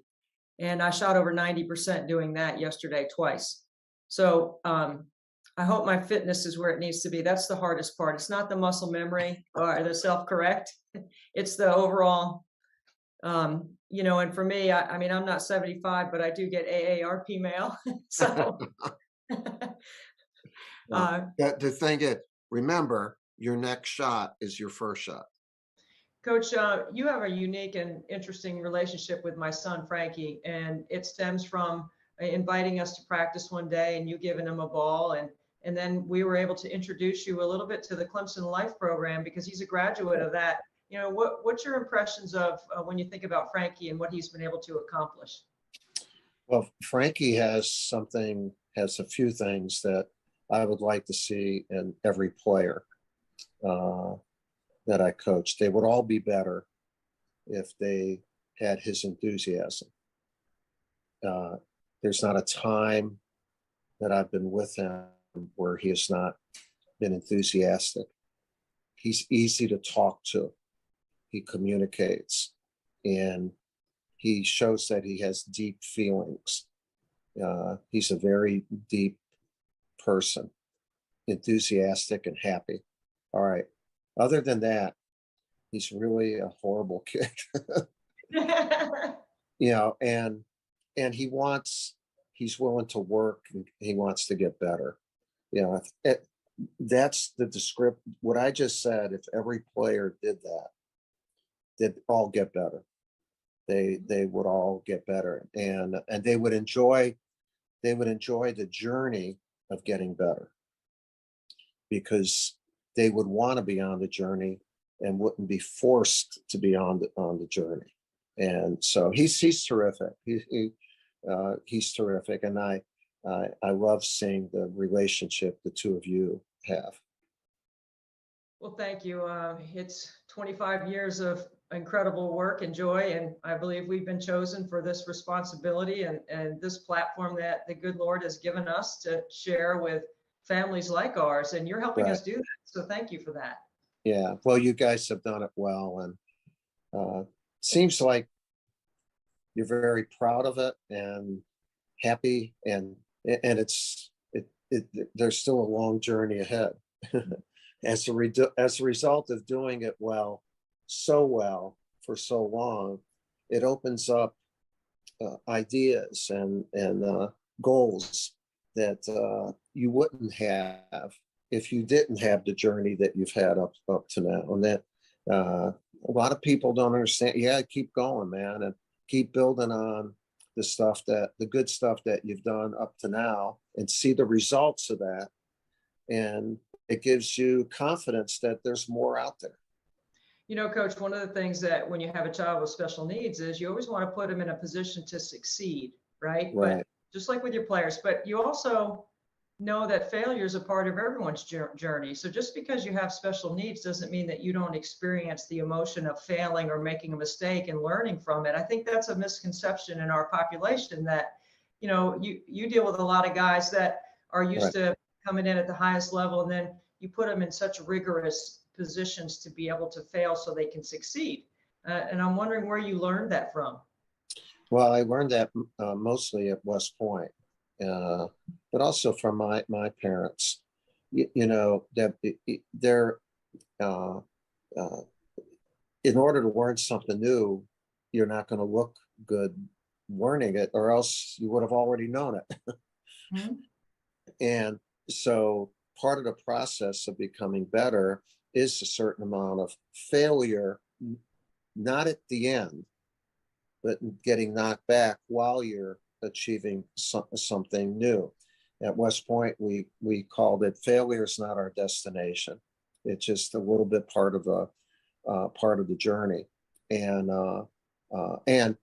during that time, if you're being coached or parented, and this is not alive and well as much as it should be, people should be held accountable.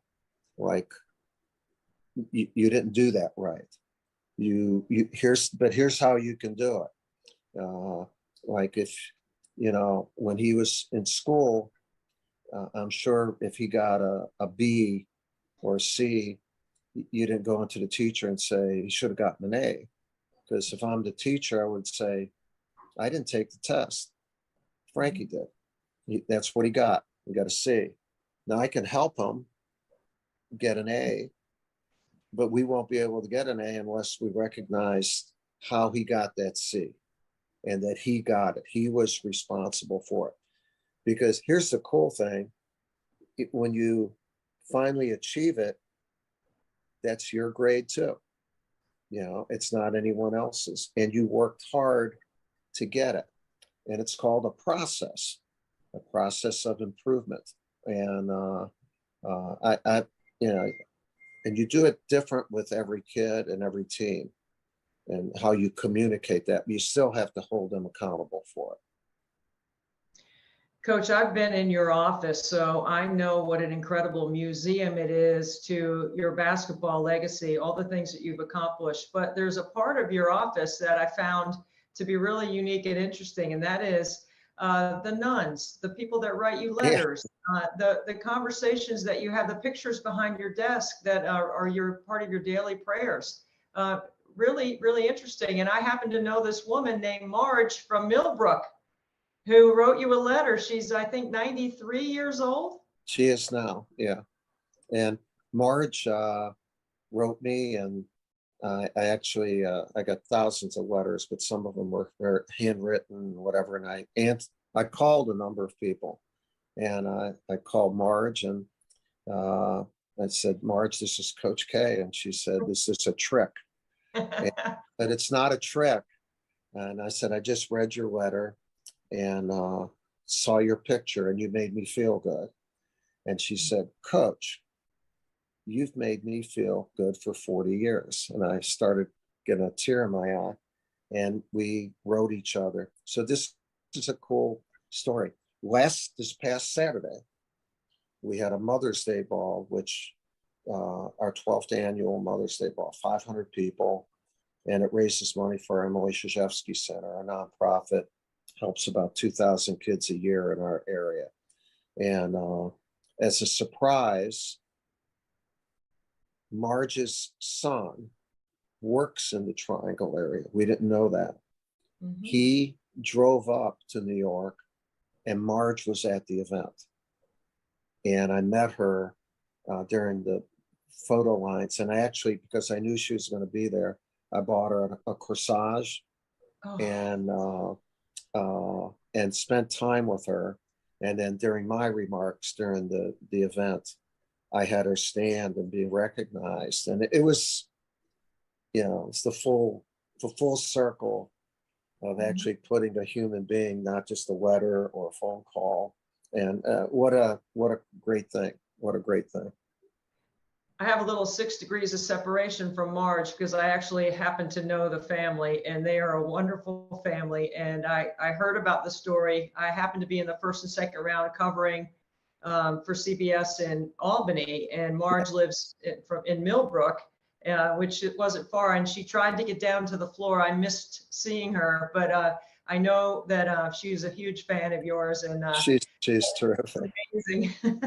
She's terrific. And all those, like if any person who has achieved a certain level of success in any walk of life develops somewhat of a platform from which they can do other things besides the thing that got them the platform. And to me, that's something all of us should do. We're able to do it with a lot of people because, the publicity and everything that you get from what we've been fortunate enough to accomplish. Well, Coach, you have taken that responsibility and held yourself accountable to making other people's lives better. It's quite unique that, as you said, you've built your platform through basketball, but you're generous with your time. It's an incredible gift that you have. Thank you. Thank you for sharing it with so many. Yeah, that it's the old thing, to whom much is given, much is expected. And I've been given a lot.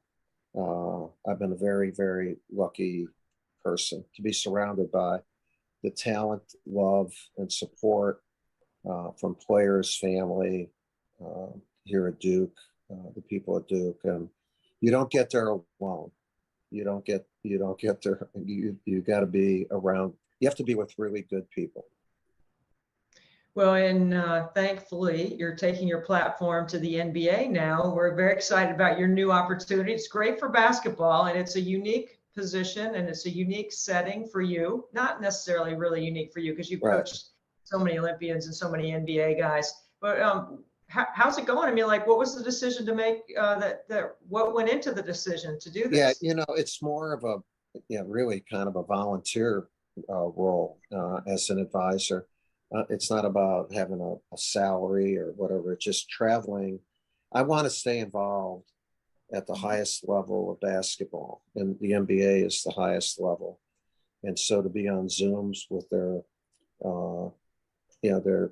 office, some of the officials in their office on a monthly basis to attend general manager meetings, stuff like that.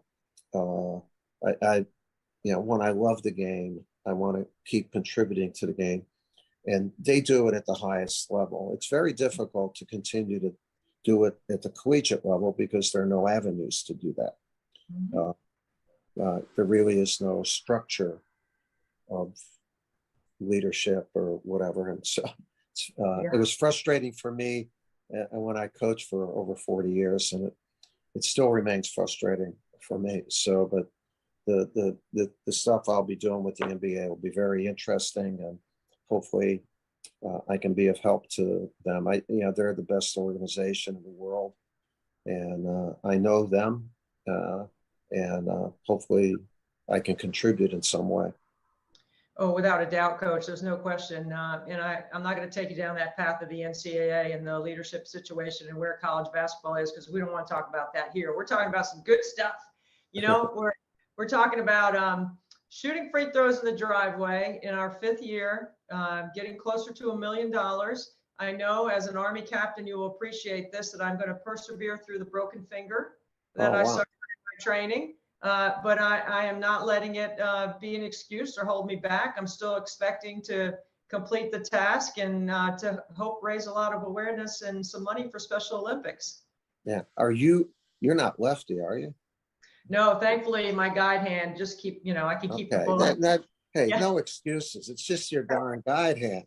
Like, for anyone who's listening, who's around when she's doing it, don't let her make excuses or start holding that guide hand and say, man, this is tough, but I don't want to hear any of that stuff. I won't. I promise I won't. None of that. So life with your dog and your family, everything good? Yeah, we got we're lab people, and we got a gift at our final banquet 15 months ago, 8-pound, 8-week silver lab. And they already named it from our players and our family, Coach. And he's 15 months old now, and he weighs 85 pounds. And I really like him. We have a lot of land, and how he runs and jumps, and most of the time listens. And but he's become a good friend. I love dogs, and I missed my last dog, the young lab, Blue was my buddy. And there was dog pet owners will understand, there's a void, they become part of your family, and now Coach is there, and that's a good thing. Well, Coach, you are the ultimate servant leader. You come at philanthropy from an incredible, solid foundation from where you grew up to what you do now. Tell us a little bit about why. Well, it's really to whom much is given, much is expected.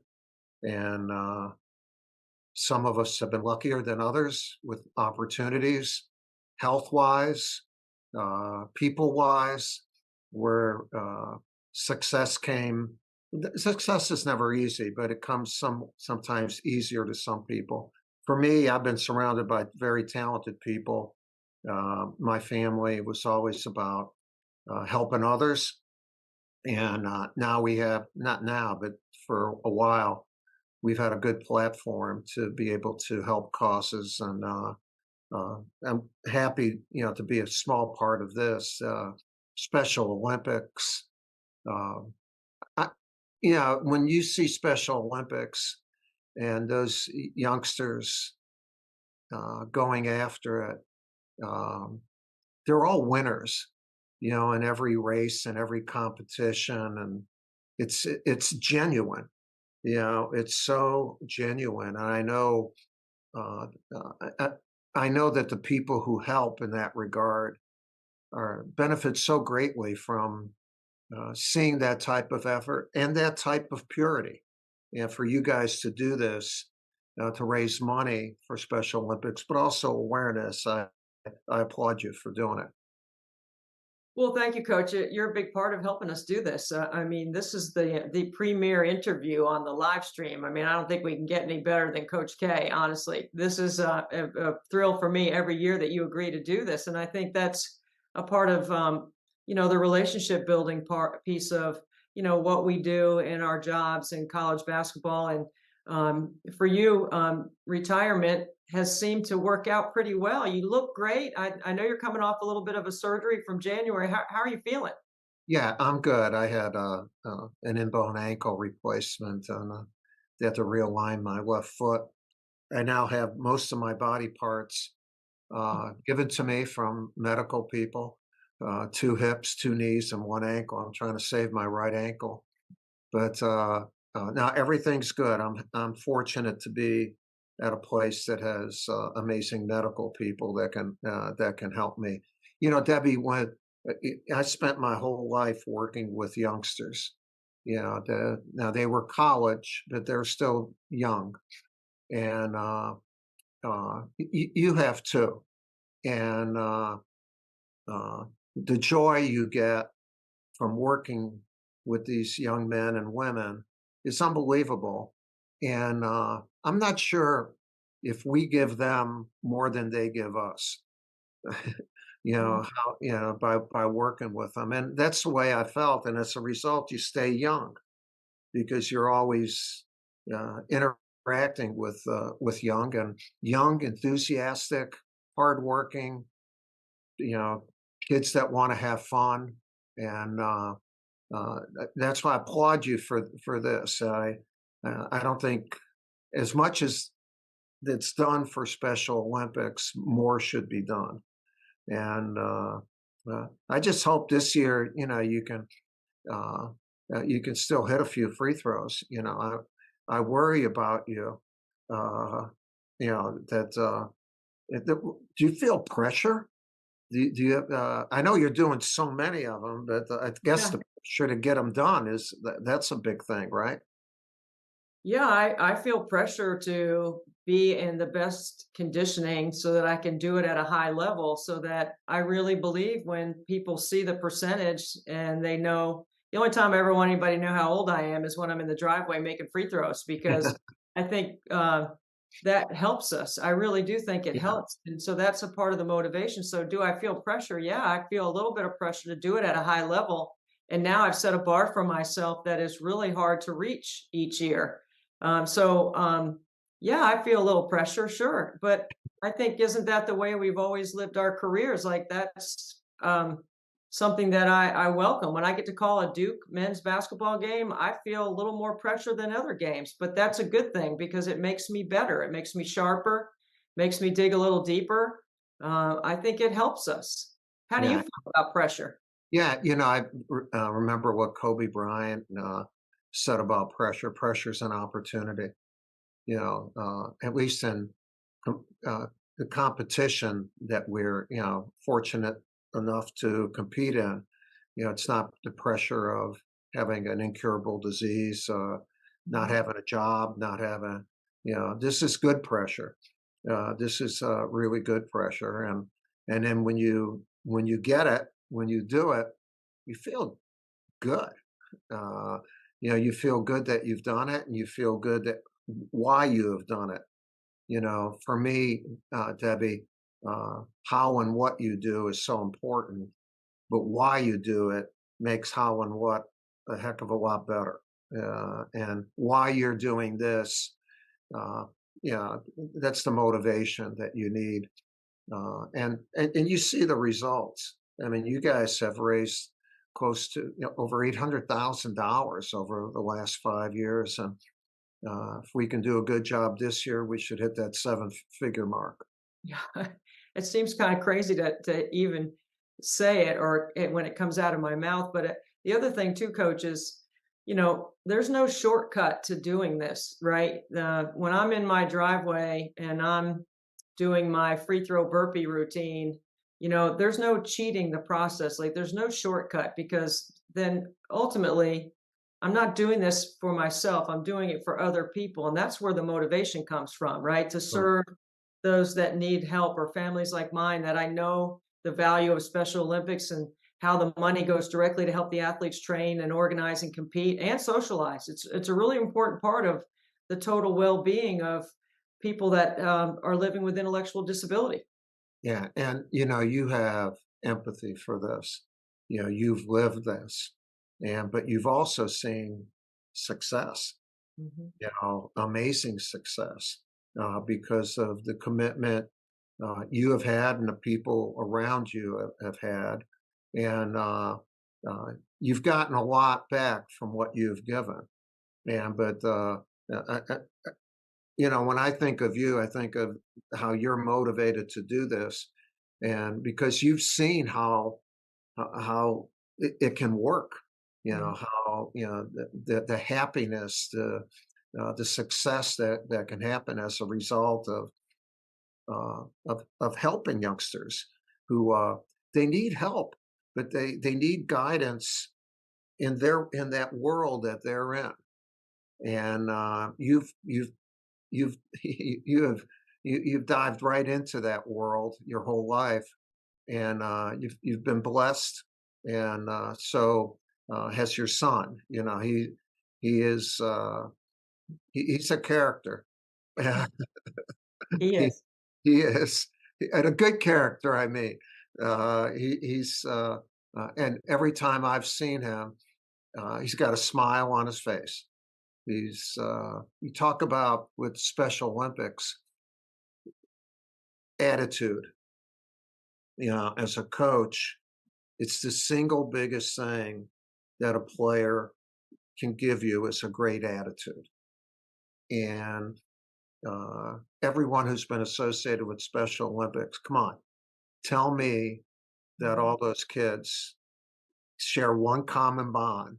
They have great attitudes. You know, we can learn a lot from watching them compete, from having fun and interacting with one another. They help each other out too. They're unselfish. All right, I'm listing all the things that it takes to have a championship team. Yeah, and that's what we see in Special Olympics. Well, we are so blessed that you would take some time from your busy schedule, Coach, because people think you're retired and you're putting your feet up. I know you're doing a lot more than that. You've got a busy schedule, and I would love to talk a lot of basketball with you, but I don't want to keep you. I'm so grateful that you took the time, and thank you for all the service that you've provided to USA Basketball. We have an Olympic year coming up. What about that, Coach? Let me ask you about the Olympics, because that's going to be in Paris. Are you going? No, I'm not going, but behind the scenes, I do a little bit, you know, not in offense, defense, just to talk about what we did. I had the opportunity to coach our U.S. team in 3 Olympics and a couple World Championships, and it's a different competition.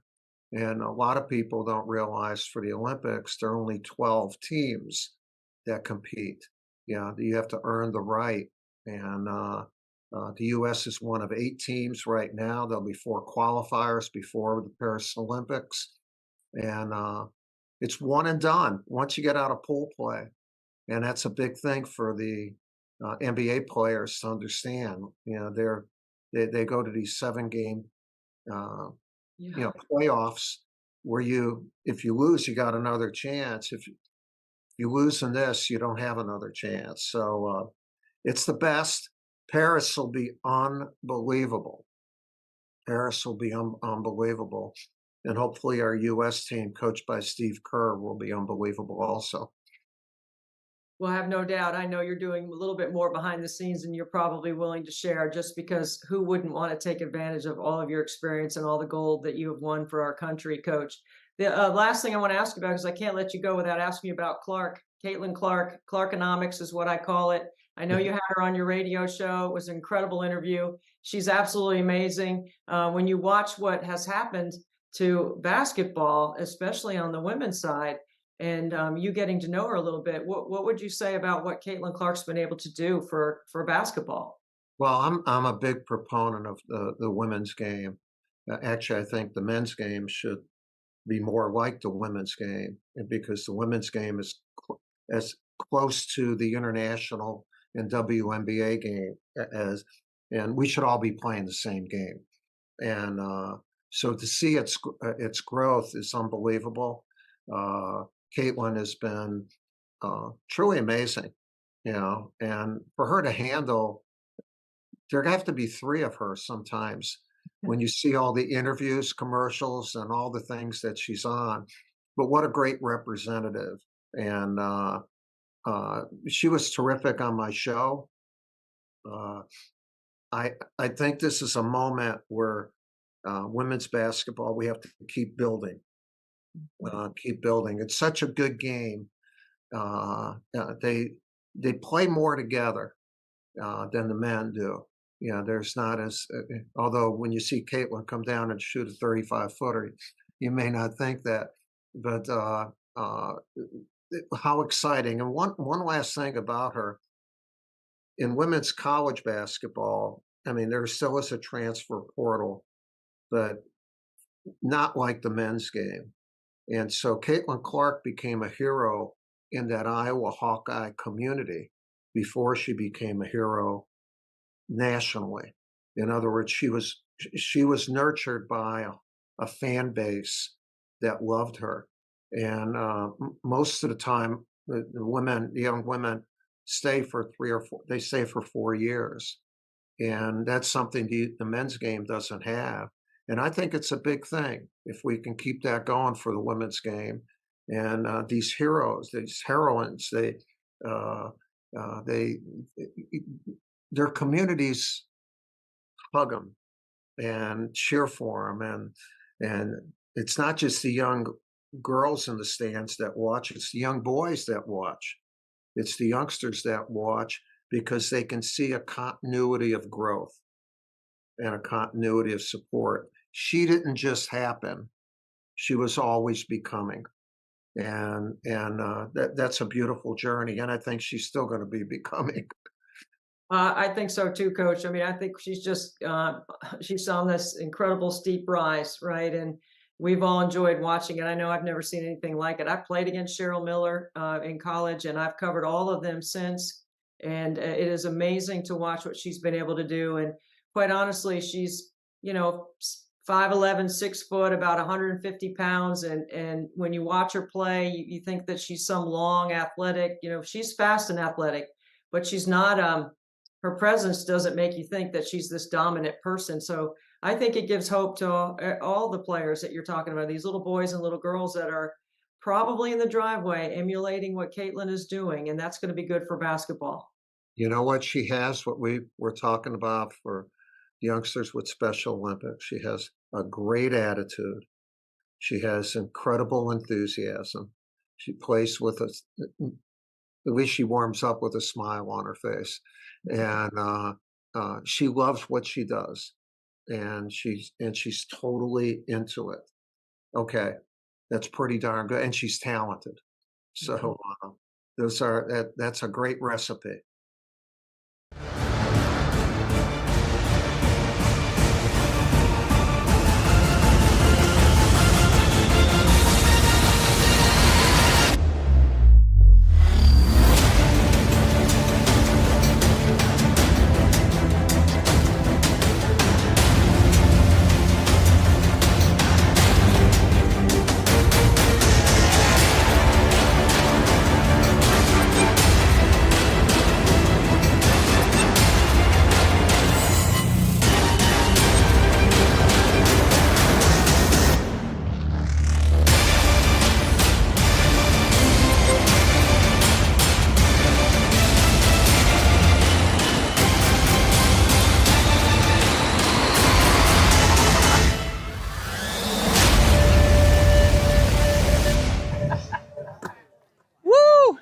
We are having some fun now.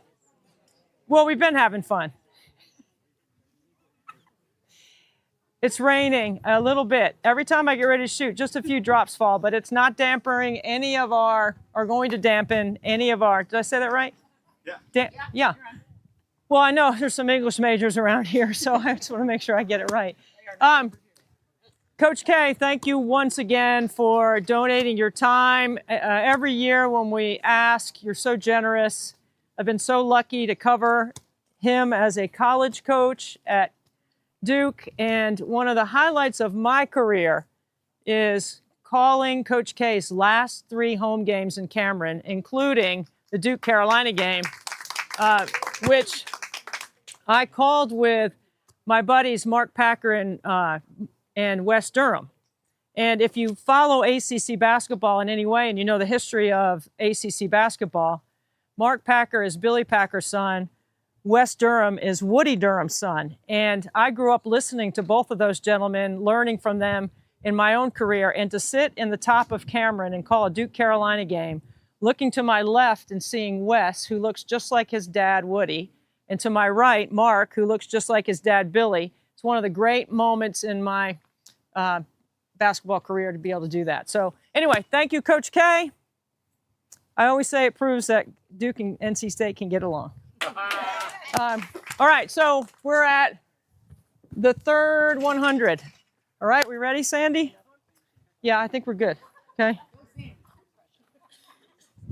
Ready? Yes, please. It's connecting. It's connecting. Let me see.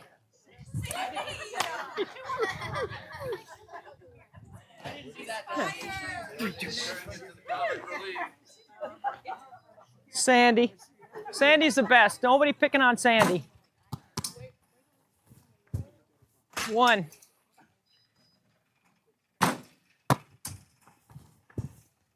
Ooh, 1.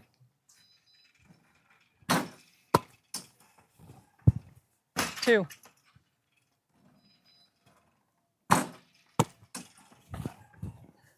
Up. 2. 3.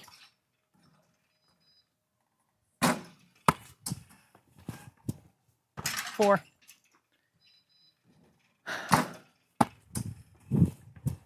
5.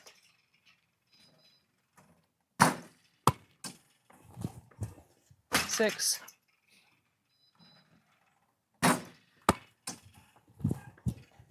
7.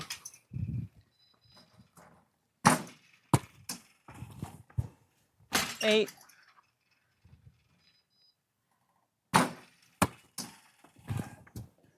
9.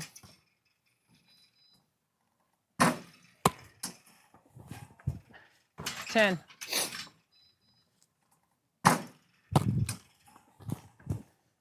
11.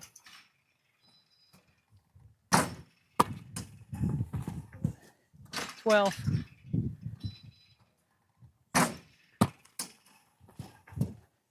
13.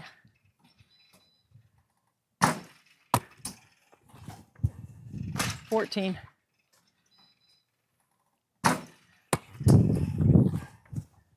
15.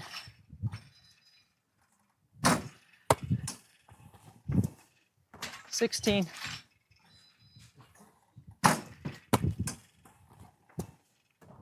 17.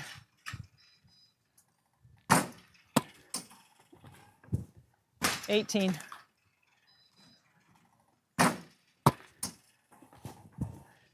19. Not short. 20.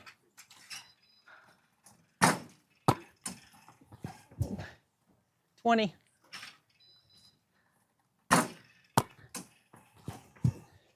21.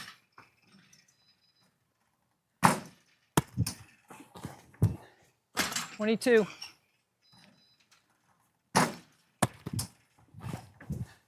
23.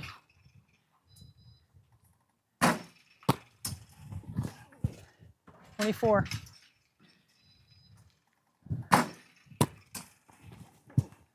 25.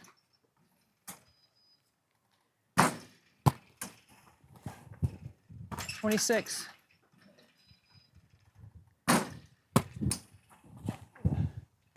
26. That's 4, right? Okay. 27.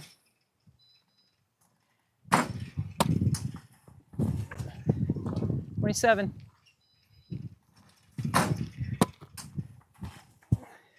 28.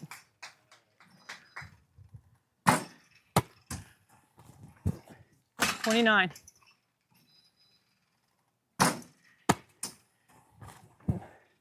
30.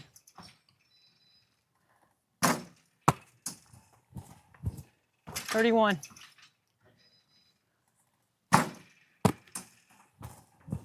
32.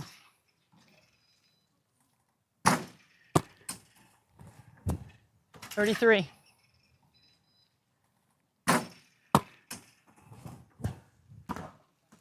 33. That's off. 34.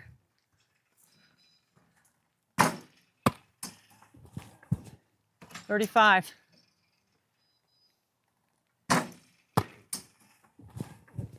36.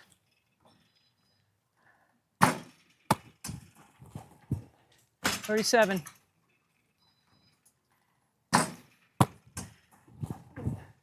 38.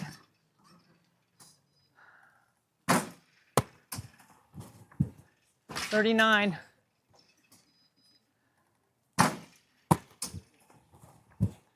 40.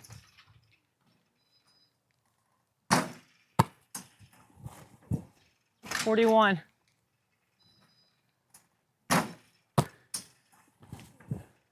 42.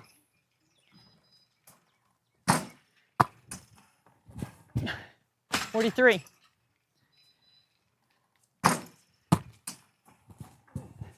44.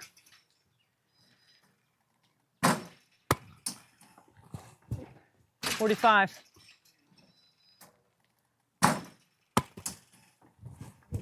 46.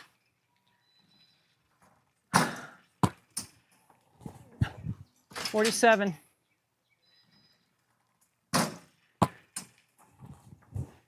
48.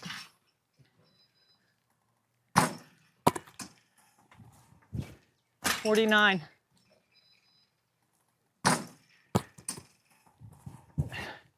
50.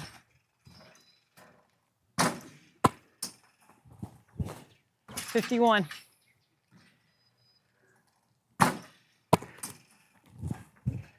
52.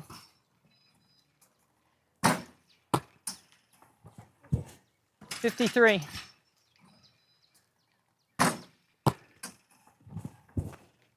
53.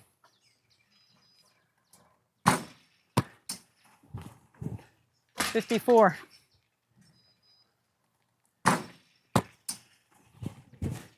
55.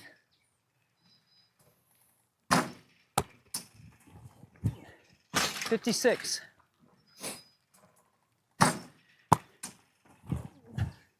57.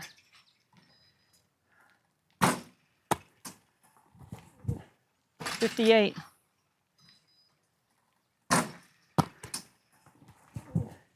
59.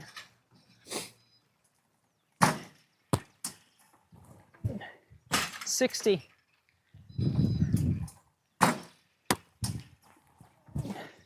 61.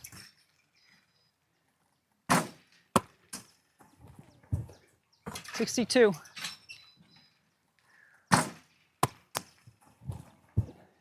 63.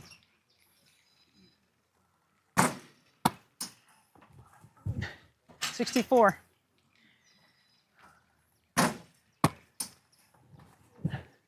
65.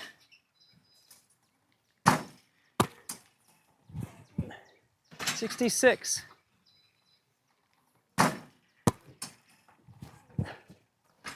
67.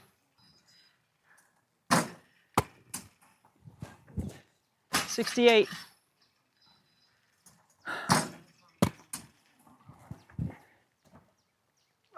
69. Thank you. 70.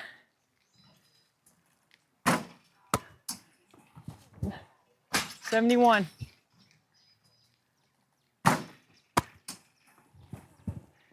72.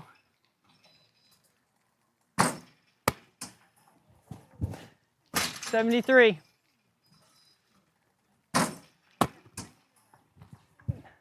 74.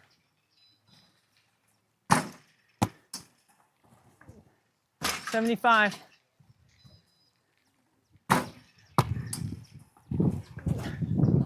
76. 77.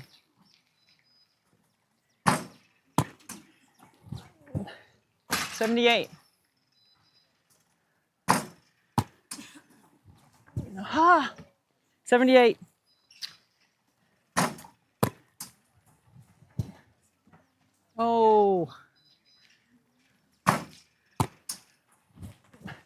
79.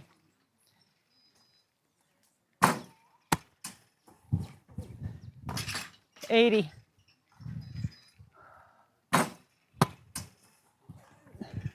81.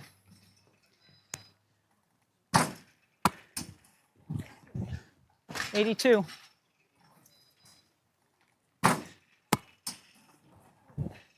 83.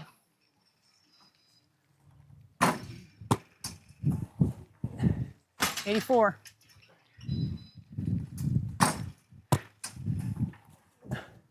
85.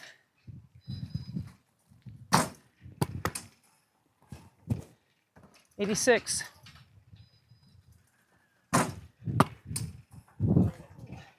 87.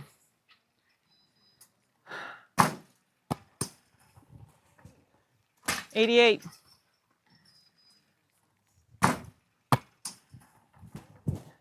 89.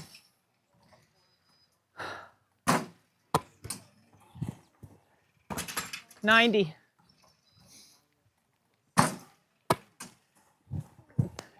91.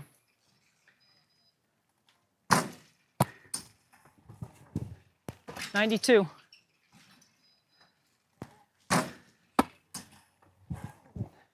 93.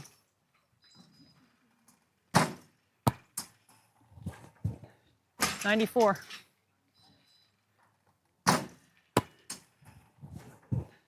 95.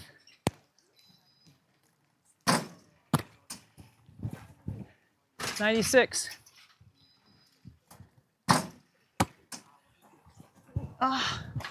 97. 98.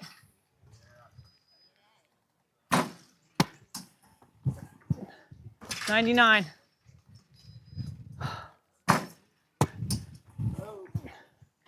'Kay.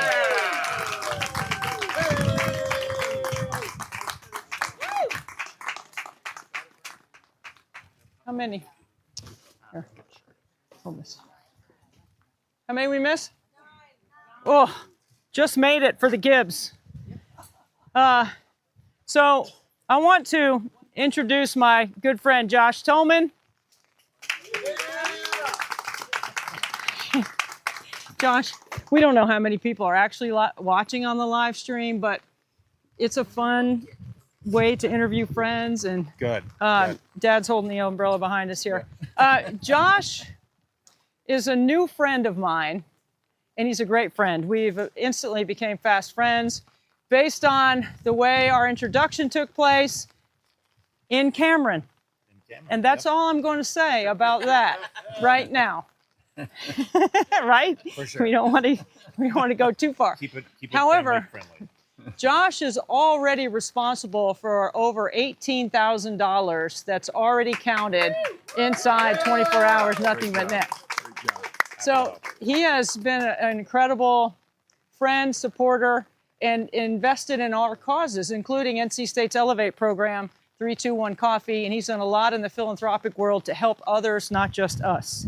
So I'm here to present a special present to Josh. One is private stock, Elijah Craig. He's a bourbon guy. There's a couple of other things in here, but I'm just going to show one more thing, and that is I got this for Josh's daughter. Because She's gonna love that. because she's a big fan of. Thank you Okay. so much. And then there's a couple love other it. things in here for you. But thank you so much for supporting us and for everything that you've done to help us. It's just the start, though, Josh. It is. It is. Just the start. We got a lot more good stuff to do. Right. So thank you so much. My I want pleasure. Happy to help. Happy to help. You're doing Good. a good job. Good stuff. Thank you. Okay. Coming up next is my buddy, the head football coach at NC State, Dave Doran. Dave and I are united and alike in trying to help NC State discover its land grant mission, which is to serve all populations in the state of North Carolina. Because of Dave and his advocacy around helping families like ours, he has 3 boys. We have 3 boys. His son Jacob has some learning differences. We have Frankie. So combined, we have helped NC State in 2 different ways. One is Dave and his wife Sarah have given $1.25 million to NC State for the One Pack Empowered program, which is absolutely amazing. It's for students that get into NC State that may need some executive coaching, a little bit help on the social spectrum, if you will. And then Elevate, which is the program that we helped create at NC State, very similar to Clemson Life, here is Dave Doran talking about NC State football and his work with One Pack Empowered and Elevate. And then following Dave is Dreana, who is a current student right now in the NC State Elevate program. She's a great friend. She's a terrific interview. And she's one of 7 students that started at NC State in January in the Elevate program as a commuter student. And they will all move to a residential program in the fall. So here's Dave Doran, the head coach at NC State. I mean, I have one favorite football coach in the entire world, and here he is right here, Dave Doran at NC State. He's my coach. He could be your coach, but Coach, I'm so blessed that you would take the time to do this with us. So thank you. And I wish Sarah, I should have thought about asking Sarah to come with us because she's as equally as important of your success as anyone else around. Thank you for being with us. Oh, thanks for having me, and thanks for your kind words. And Sarah's busy today. She's working in the community, so she would have bowed out, but I'm sure she would have gracefully declined. She does not like being on things like this, so it's not her bag. Well, I can't tell you how welcome I feel every time I'm at practice, at a game, standing on the sidelines, always trying to get a quick glimpse at, like, hey, just so you see, I'm here. I love that you give me full access. I've even sat in team meetings. I learned so much about organizational leadership from you, just watching how you operate. It's really fascinating. How do you do it? Well, being a coach is being a teacher. And one of the things that I still love about this job is leading young people and organizing the staff, creating chemistry. And the challenge of creating chemistry these days is even harder. And so I like a good challenge. But, leading men is why I coach football. I love it. And being in the team meeting is, for a head coach, is like your meeting room, right? It's the only time you really get the guys. You don't have the position coach individual meetings that they get. So I look forward to that opportunity to get up and teach the game, teach life, to mentor, to teach accountability and values. And so, yeah, you're getting to see the insides of it. Yeah. And some days those are brighter meetings than other days, right? So football is an emotional sport, passionate sport. There's a lot of roller coaster rides emotionally through it. And, you try to be in there with them and ride it with them. I don't understand all the vernacular that comes with it, but I'm always trying to learn.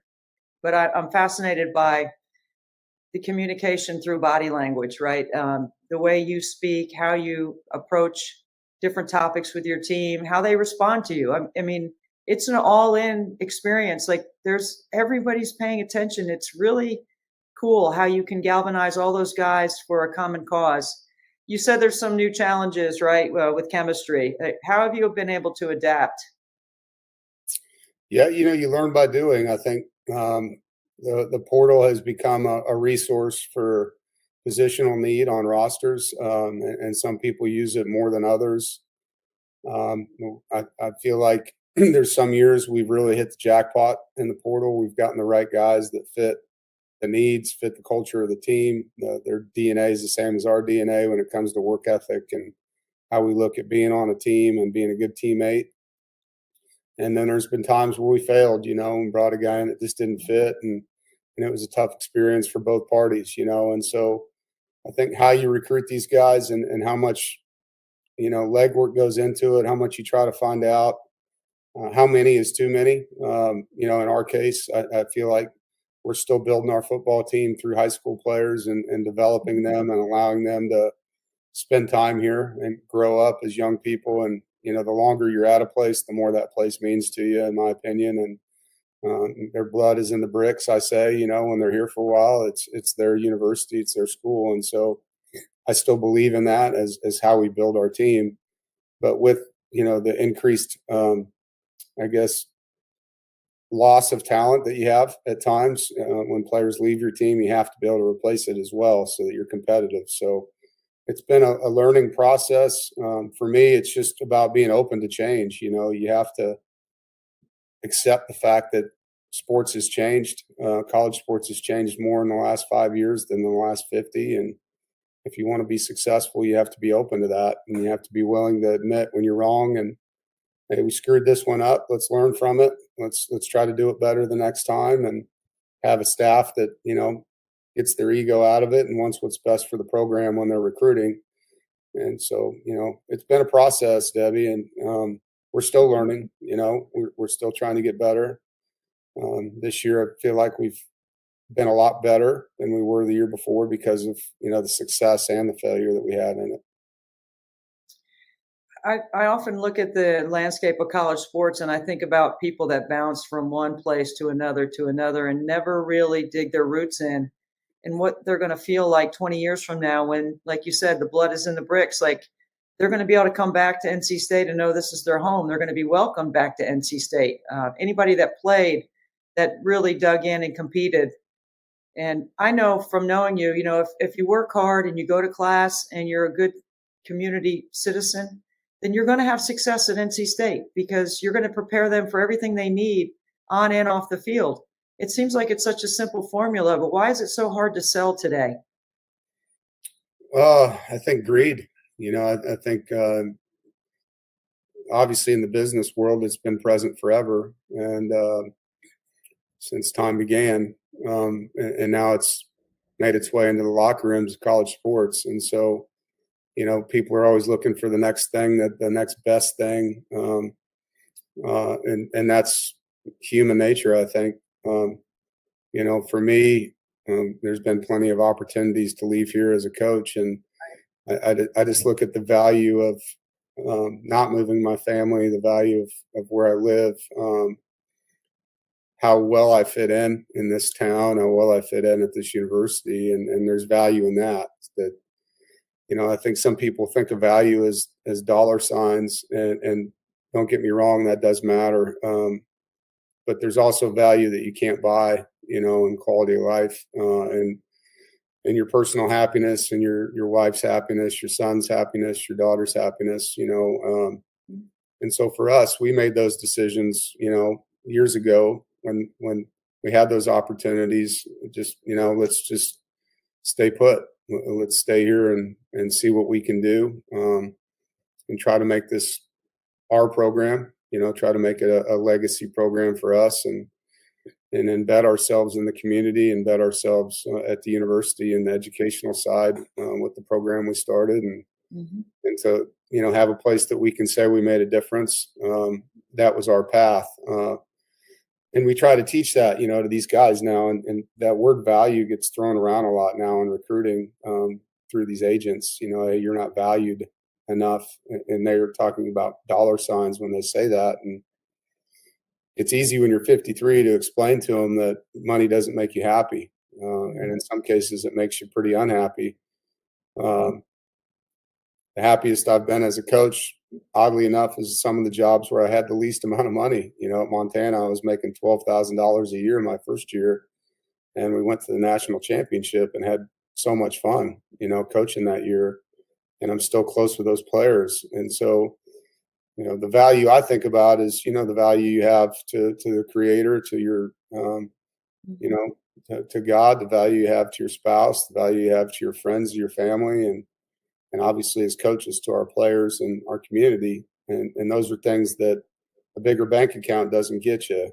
It doesn't. I've got a lot of friends, unfortunately, that had failed marriages, and that maybe they don't have the friend group or the faith group because they're moving every 2 years. And so I think when you stick it around somewhere, you just, that investment that you have from a personal side creates a lot of happiness in your life.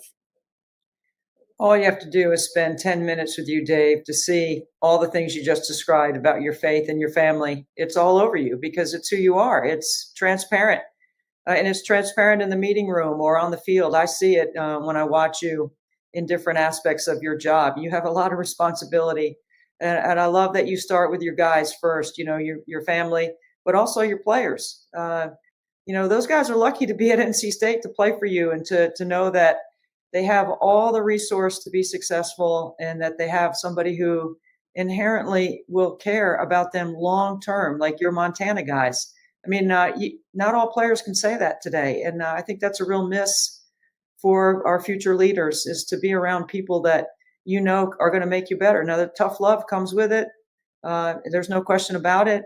As parents, we know that. But I want to talk about making a difference with you, because I'm going to try not to get too emotional about this, because this fundraiser has united us as friends forever, because we share in our families some differences, but some similarities in the way with our three boys, your three boys, your son Jacob, our son Frankie, and how that has rallied our families around trying to make a difference for other families. So it's not about the amount of money, it's about the experience and opportunity that we are trying to help others have, like we've had.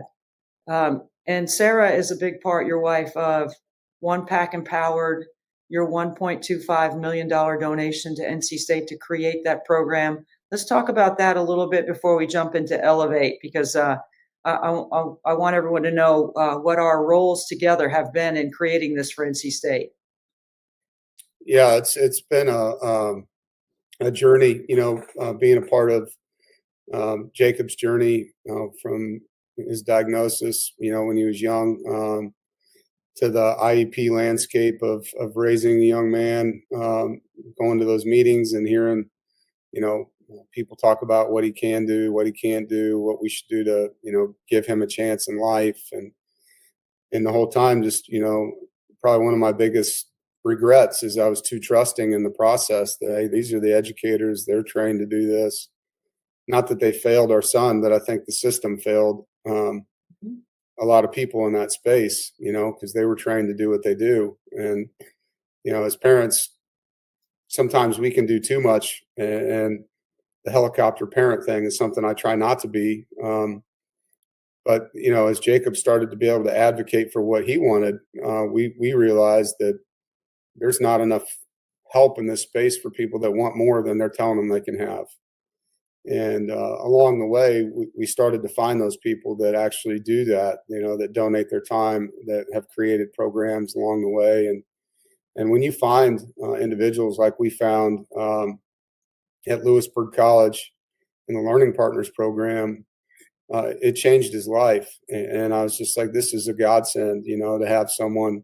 Sherry Askew was his learning specialist, and she was, I've said this a million times, she's like an angel that God sent into Jacob's life, and just blossomed as a student, and his confidence that he can be a college student, and excelled. And then there were other students from that program that branched out to other schools. And so we, quickly found out where he could go to college as a 4-year student.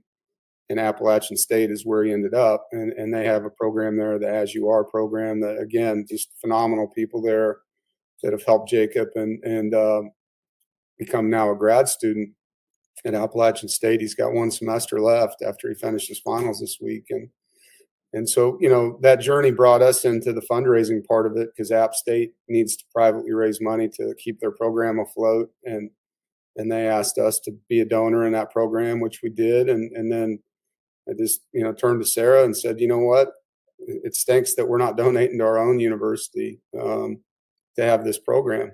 And I wonder why we don't. And it generated a conversation with Chancellor Woodson and myself about Jacob's journey and what I thought NC State should stand for in this space, and that we'd be willing to come alongside them and help, in whatever way needed, financially, time, putting our face on it, whatever he thought was best to launch a program to help students in this space like Jacob, if they wanted to go to NC State. And so he deserves a lot of credit. Chancellor Woodson did a phenomenal job of rallying a group that met with us about 6 months later with a plan, cost-effective plan, time, and how long it would take to launch it.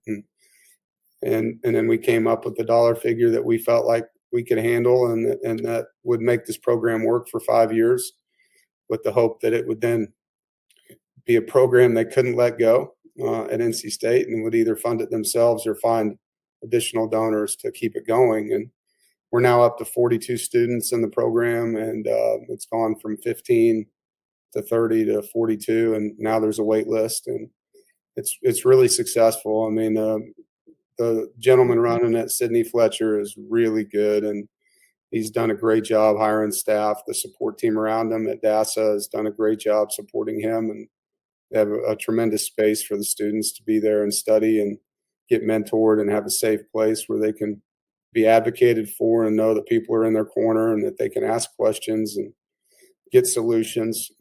So it's been everything we hoped for and more. And obviously that's created this lane, for Elevate, which I know you were a big part of, Debbie, with Chancellor Woodson. Yes, I love sharing this part of the story. And I tell people this publicly because they should know how deeply you and Sarah care about NC State. When you and Sarah announced your gift to the university, because you and I had been talking about Elevate. Now, One Pack Empowered and Elevate are in a similar family, but they're totally different programs.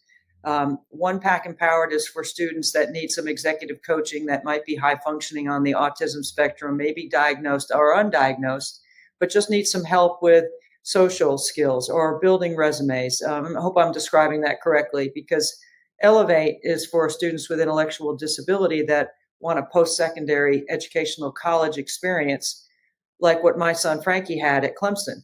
Right. So all of our conversation everywhere I went on campus, and all the lanes on campus that I had never been in before and probably wasn't supposed to be in, I always brought your name forward because I said, Dave Doran is already doing half the things that NC State has in place that would make this program successful. And I'm dropping your name everywhere I can.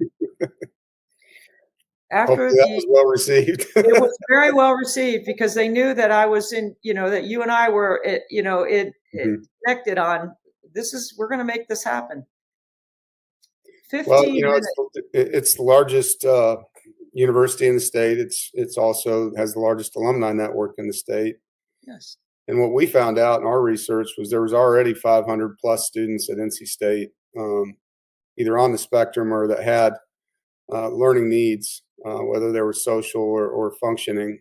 And I just knew from experience that those students were having a tough time, because advocating is the biggest thing, just the social piece, the social anxiety, the fear of failure, the unwillingness to speak in front of a group, and knowing how to do that. And then when you have a partner alongside of you that will sit with you and, understands what you're going through, that can then help you learn how to do that and become an advocate, which now Jacob has no problem advocating for himself with professors, going to office hours.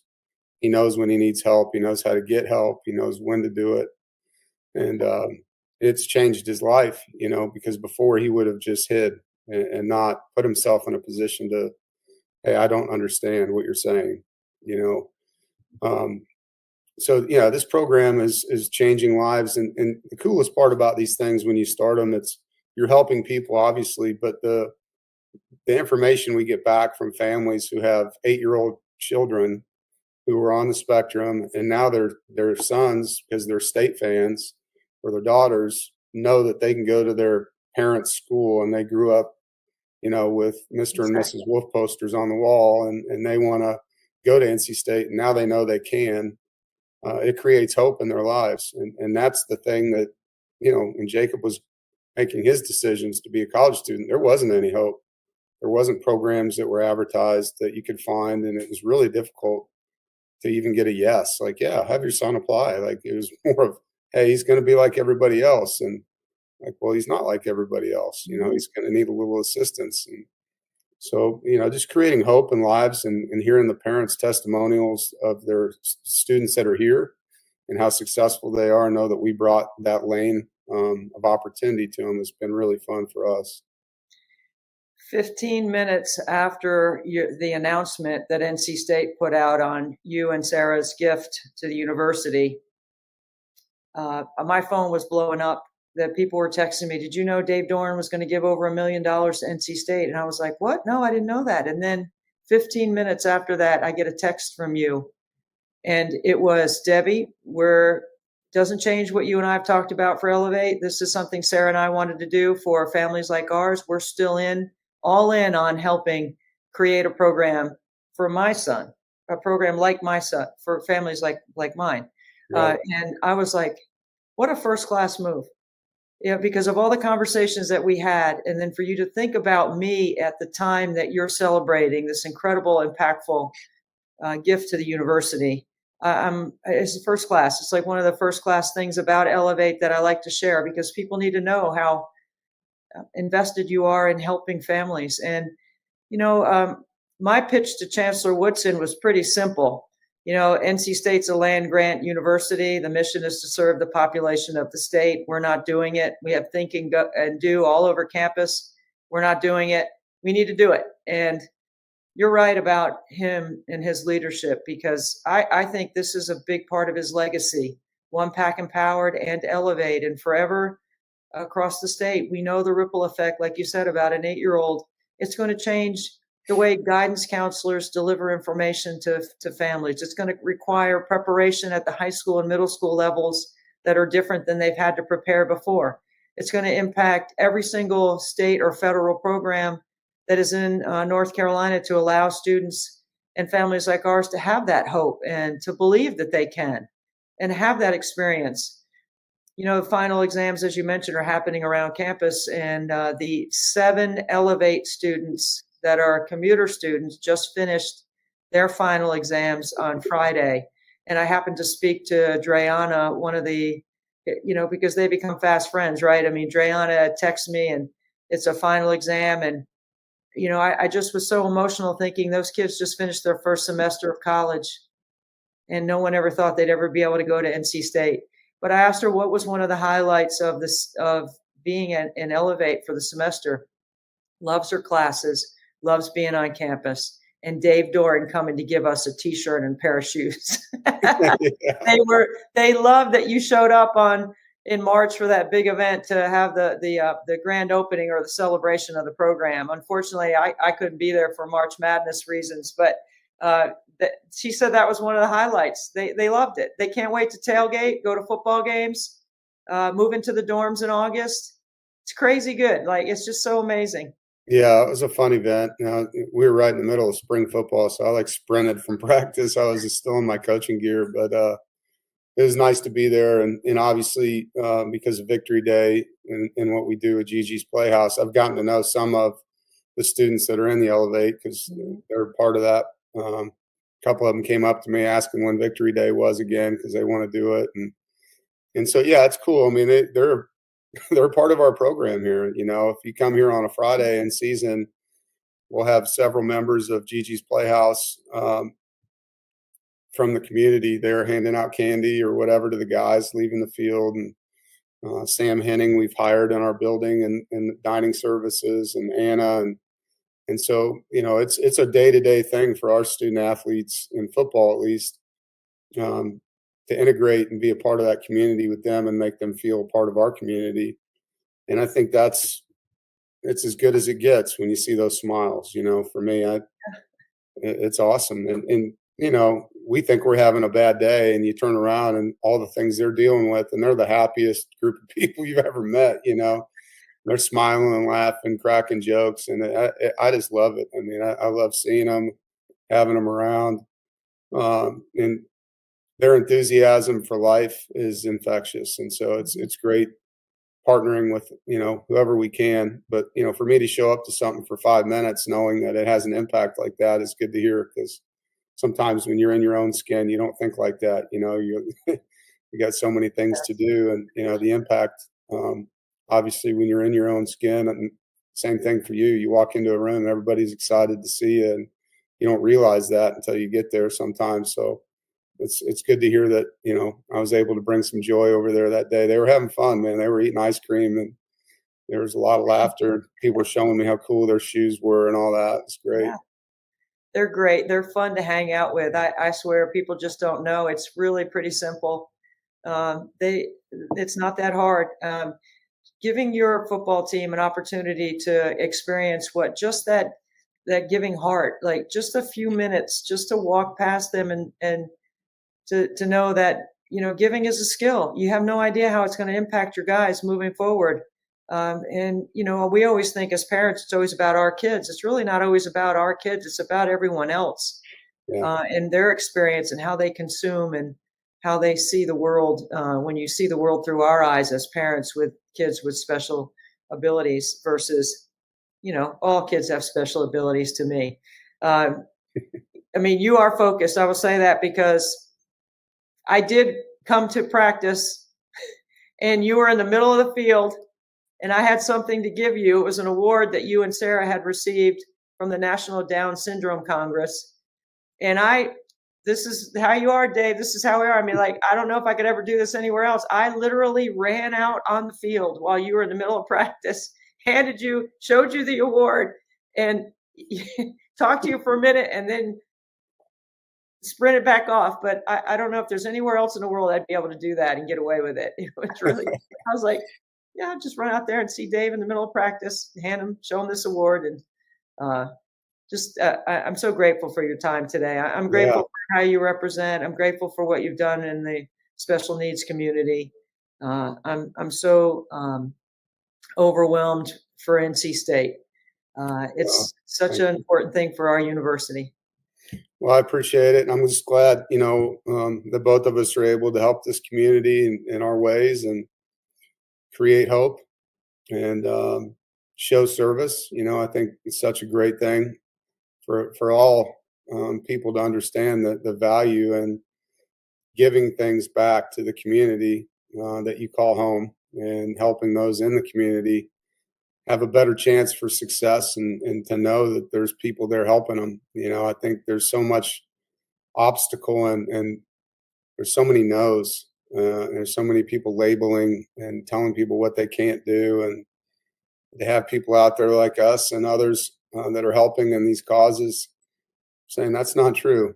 You know, you can do anything you want and here's how we're going to get you there. And these are the things you have to do. It takes hard work. It takes belief. It takes faith and it takes good people, you know. And so I love what we're doing in this space and look forward to, you know, seeing both these programs thrive and, you know, for those people listening and get involved, you know, help us in any way you can, whether it's with time or with donation and obviously with prayer. I love having this conversation with you. And next time we're together, we're going to discuss third and long, whether to go for it or not, and when we're going to blitz. Third and short, maybe. Yeah. Third and short, better conversation. Yes. Thank you, Coach Doran. Right. I really love that you would give us this time, especially on your busy schedule. Blessings to you and your family, and we'll look forward to seeing you. Year 7, we're over 1 million. We're going for the second million. Just going to keep shooting. Thanks for all you do, Debbie. It's great seeing you, and go Pack.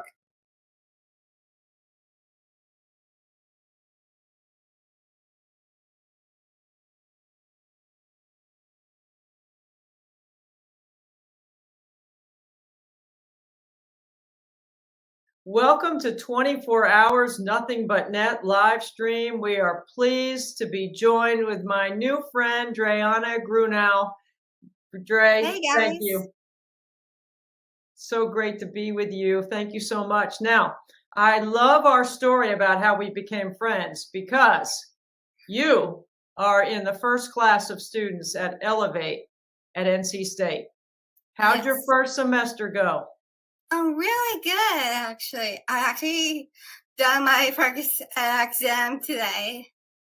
Final exams for your first semester. I mean, you are part of the way through your college degree at Elevate. Yes. Mm-hmm. Tell everybody how you describe Elevate to people. It's for a program for kids who has Down syndrome or autism. Right, and they go to college. Yes. So I'm looking forward to you meeting my son, Frankie, because Frankie is a graduate of the Clemson Life program, and LIFE is an acronym, which means learning is for everyone. And that's what NC State has done. They've created a program where you could be a college student. So tell me how your final exam went today. Did you ace it? Yes. What was the final exam on? For communication. Okay. Like, what were some of the questions that you remember from the final exam? Like they do like, so it's like each chapter. So today's like chapter 1 through chapter 13. So they do like different questions. Because each chapter is like a questions for the test that I taken. So one of them is like a video. One of them is like a simple questions for multiple choices. So it's like that. I love it. So I'm sure you did ace it. I know how smart you are. So I know you did a good job on it. I can tell you that I am so happy to see your smiling face. It makes my heart sing knowing that you have a chance to go to college and have a full college experience like other students. When you think about your chance to go to NC State, how does that make you feel? Feel happy. Yeah, and tell me why you're so happy. Because this is my dream to be NC State. That's your dream. You grew up in the Raleigh area, correct? So you've been an NC Yeah. State fan. Yeah. Dre, what are some of your dreams and goals? My goal is to live in a dorm by myself, so like independent things around that place. So yeah. What are some of the independent things that you've been able to do in your first semester? So I actually did my first time of learning how to get in the bus with my group of OVA program students. So I actually, when I was at work from my job, I actually went to the bus by myself and go to the Title Student Union by myself with a bus. That's amazing. Tell me what that experience was like. How did you feel? I feel like amazing. Like I did by myself without anyone, just me there. See, I know your mom and dad are smiling because I'm smiling thinking about you getting on a bus by yourself. I know I've met your mom, so I know because I felt the same way when my son was at Clemson. How is he going to do all these things by himself? He's always had me. What does it feel like to be able to do some things without your mom and dad? It's different because I have to like the time go to bed or when you like do your lunch, dinner, breakfast, like where is the place that I would go and hang out with friends, of course, what time I'd be at my place, what time. Yeah, so those are my parents test me what to do. Yeah. So you have gained a lot of independence in just a short time. Is that correct? Yes. What is your favorite thing to do right now with your friends? Hanging out, like going to a nice spot, going to a coffee shop, like walk around in Hillsborough at NC State, or different like Hillsborough next to like C21. Like it's amazing spots there. But like NC State, Hillsborough has a different restaurants, shops. I like to shopping. I like to grocery stores, everything. I'm so proud of you, Dre. I'm so proud to listen to you tell me how excited you are and how happy you are. You mentioned 321 Coffee, and I know that's a special place in your heart. Tell us what 321 Coffee is and what it means to you. So 321 means that 3 copies of the 21st chromosome. That means Down syndrome and autism work there. So I'm the part who has a Down syndrome, so I work there with them. They have like 5 locations. So one of them is at the farmers market. One of them is at Hillsborough. One of them is at Durham, but it's closed. So we don't have it anymore. But they have another one. I actually at NC State, so they have like in Centennial campus. I work there too sometimes. Well, that's where I think I met you, was at Centennial campus at 321 Coffee. That's the first time we met. And I've been to the farmers market 321 Coffee also, so I know where that one is. Yeah. And tell me what working at 321 Coffee is like for you.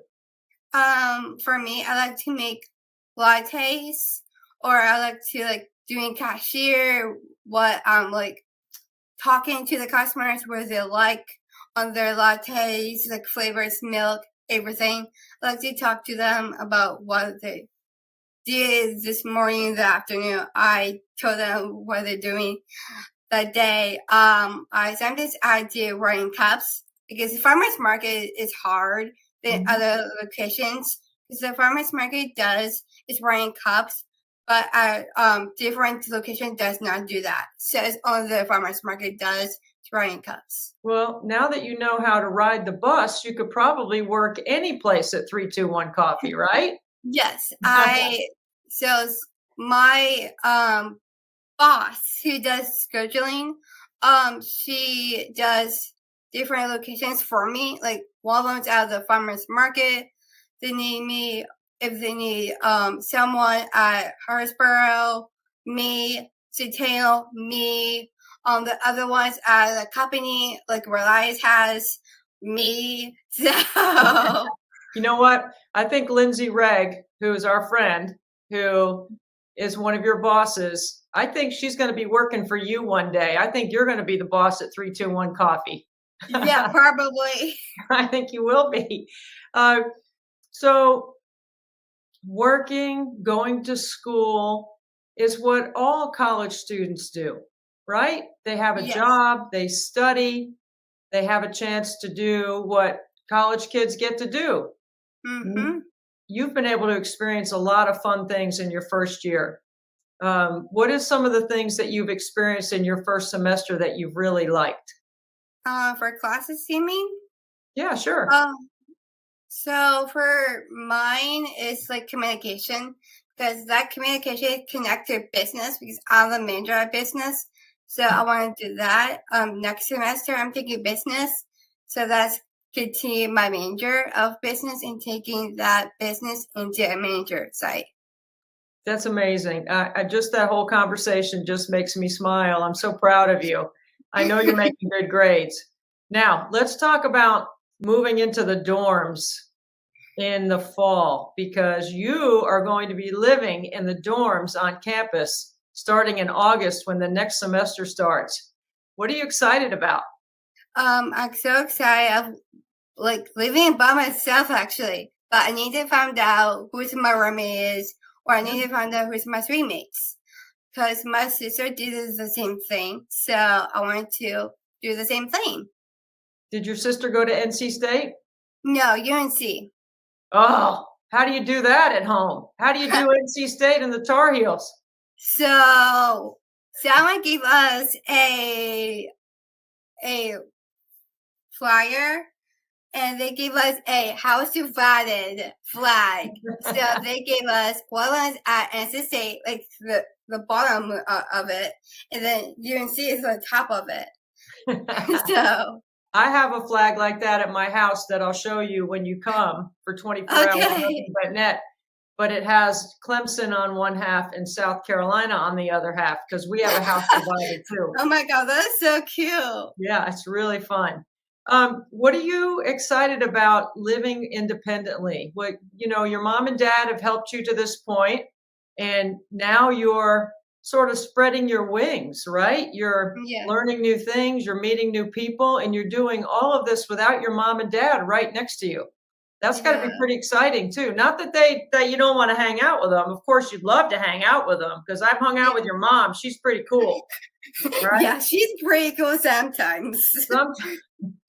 That's what all kids say about their moms. If you ask my three boys if they think I'm cool, they're not even going to give you a sometimes. They're going to be like, no way. But you'd hang out with me, right?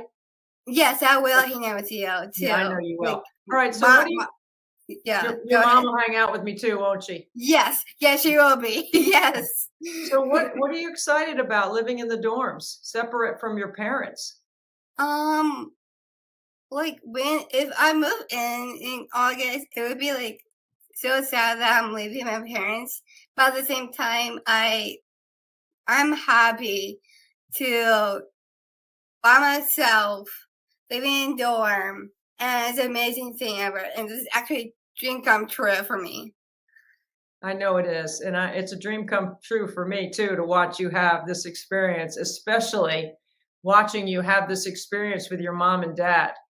Okay, so you got school, you got work, and then you have social life.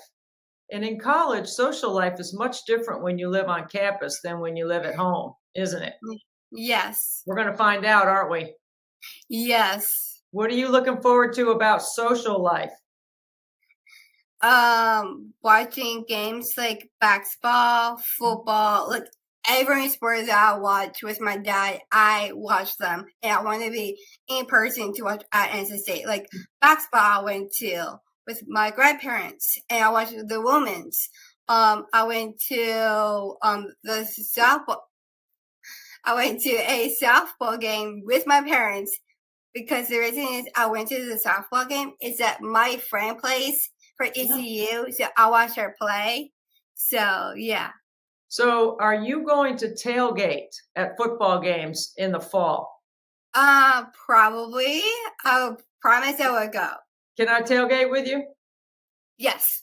Okay, I definitely want to do that. Now, I heard that Dave Doran came to see you guys, the football coach at NC State. Did he come see you? Yes. What happened? He gave us our T-shirts like this. That one? And then, That yes, one that this you're wearing? Yeah. Oh, cool. And then he gave us a shoes too. No way. Yes. That is awesome. So Dave Doran's a good friend of mine, and he loves the Elevate program, and his wife, Sarah, she loves it too. Have you had a chance to meet Sarah? Yes, actually, the first time I met her is at the farmer's market. I didn't know her then, but I saw her mom. But she told me that someone got in at Elevate, but it's me, and I told her that it's me. So cool. Yes, I So just good. met Sarah then. So you should be really proud of yourself. You have done a lot of wonderful things in a short time. How does it make you feel? Do you feel strong and powerful? Do you feel confident? I know you're happy. Yeah, I'm very happy. How else do you feel, Dre? Passionate. Yeah, you're passionate. All right. I'm passionate for you, and I'm proud of you, and I'm proud of all the students at Elevate. And I look forward to seeing you live in my driveway coming up on May 10 and 11, when we're raising Yes. money for Special Olympics. And you're going to help us raise some money, right? Yes. I know you are. We're going to need your passion and your positive attitude to try to get people to give some money to Special Olympics. Yes, for All sure. right. Well, thank you for spending some time with us in NC State. I can tell you as a proud alum of the university that I am really proud of NC State doing the right thing by putting this program together so that you and your friends and your families can have the same experience that our family had at Clemson. Oh, thank you. And Debbie, thank you for sharing of this Elevate program and talking about this. Thank you. Thank you, Dre. I'll see you soon. See ya.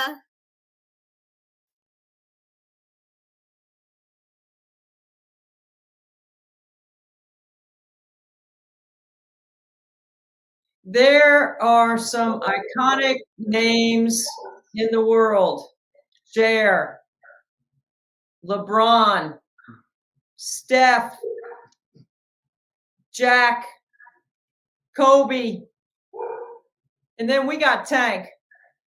He only needs one name, Tank. That's our guy from Special Olympics in Texas, Tank, who has been one of our biggest celebrities on 24 Hours Nothing But Net. How you doing, bud? I'm good, enjoying this beautiful weather and just getting ready to get my workout in. Tank, I think I get a text from you probably 3 or 4 times a week, showing me your workouts, sending me videos of you playing basketball, how hard you're working to stay healthy. Tell me why you enjoy working out so much. Because I want to live longer and I want to live a healthy life and inspire you and everybody around the world that, you know, with people with any type of disability that wants to work out and inspire them to, you know, just keep yourself in shape and, you know, just live longer and live a healthy life. And, you know, that's what I've been doing, and I'm going to keep doing as long as I'm alive. Tank, Special Olympics has always played an important role in your life. And every time we have you on our live stream, you always share with us why. Tell us why it's so important for all the things that you just said through sport to stay healthy. Well, I think it's important that, you know, when you're doing, depending on what sport you're doing, you know, you always want to keep yourself in shape. I mean, I know that there are athletes out there may not have transportation to go to the gym or depending on where you live or what location you're at. But look, it's something I love going to the gym, you know, playing basketball, doing my treadmill, doing any ellipticals or anything that will keep me going and motivate myself and just try to, you know, keep grinding. And, you know, I never back down. I'll keep fighting and just keep doing what I'm doing and just try to inspire a lot of people and inspire you and everybody that I'm going to keep inspire everybody and not give up and just keep doing what I love and just keep enjoying what I enjoy the most. That's one thing that I do you, because you never do give up. You're always trying to do something more or better. That's one of the things that I really enjoy about you. No matter what level you are as an athlete, you can always do a little bit more. You can do one more rep, or you can spend a little bit more time in the gym, or you can give 2 more minutes on the treadmill, right? Those are things, that's where your mindset is. That's the mindset of a competitive athlete. Don't you think? Yeah, I think for me, Debbie, is that, and I know I said this to you before, but I'll say it again. Look, I'm very competitive. I want to win gold every time. Now, sometimes I'm not going to get gold. I mean, but at the end of the day, I just want to, you know, work out hard, just get myself ready and, you know, just try to keep myself. I mean, I will always give my 100% effort every tournament I play. And I know that some of these athletes, I mean, I want everyone to, you know, be aggressive like me, just staying active and just try to, but, you know, sometimes athletes, you know, I believe all athletes do have that killer instincts in them that will like to win. But, you know, but for me, you know, I just, you know, I want to compete, you know, I want to just try to win and just do what I can. And look, I mean, win or lose, look, we're all winners regardless. I mean, at the end of the day, you know, I will give my best effort every tournament I play. Of course, you know, I have the Special Olympics soccer tournament this coming weekend I got to prepare for, and, you know, being a goalie as well. And, you know, just looking forward to this weekend. But I'll give everything I got, and, you know, but after the tournament's done, I'll be right back at the gym, you know, try to get better.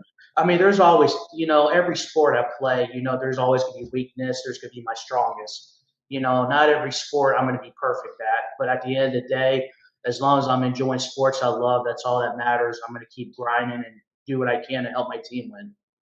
Tank, I think there are people out there that don't understand how hard Special Olympic athletes work to prepare. Like, you are spending a good portion of your day getting ready, but also they don't understand that sometimes things don't go your way. You might not get exactly what you want, but it doesn't keep you from trying harder. What's the lessons that you have learned through obstacles or challenges or even failure?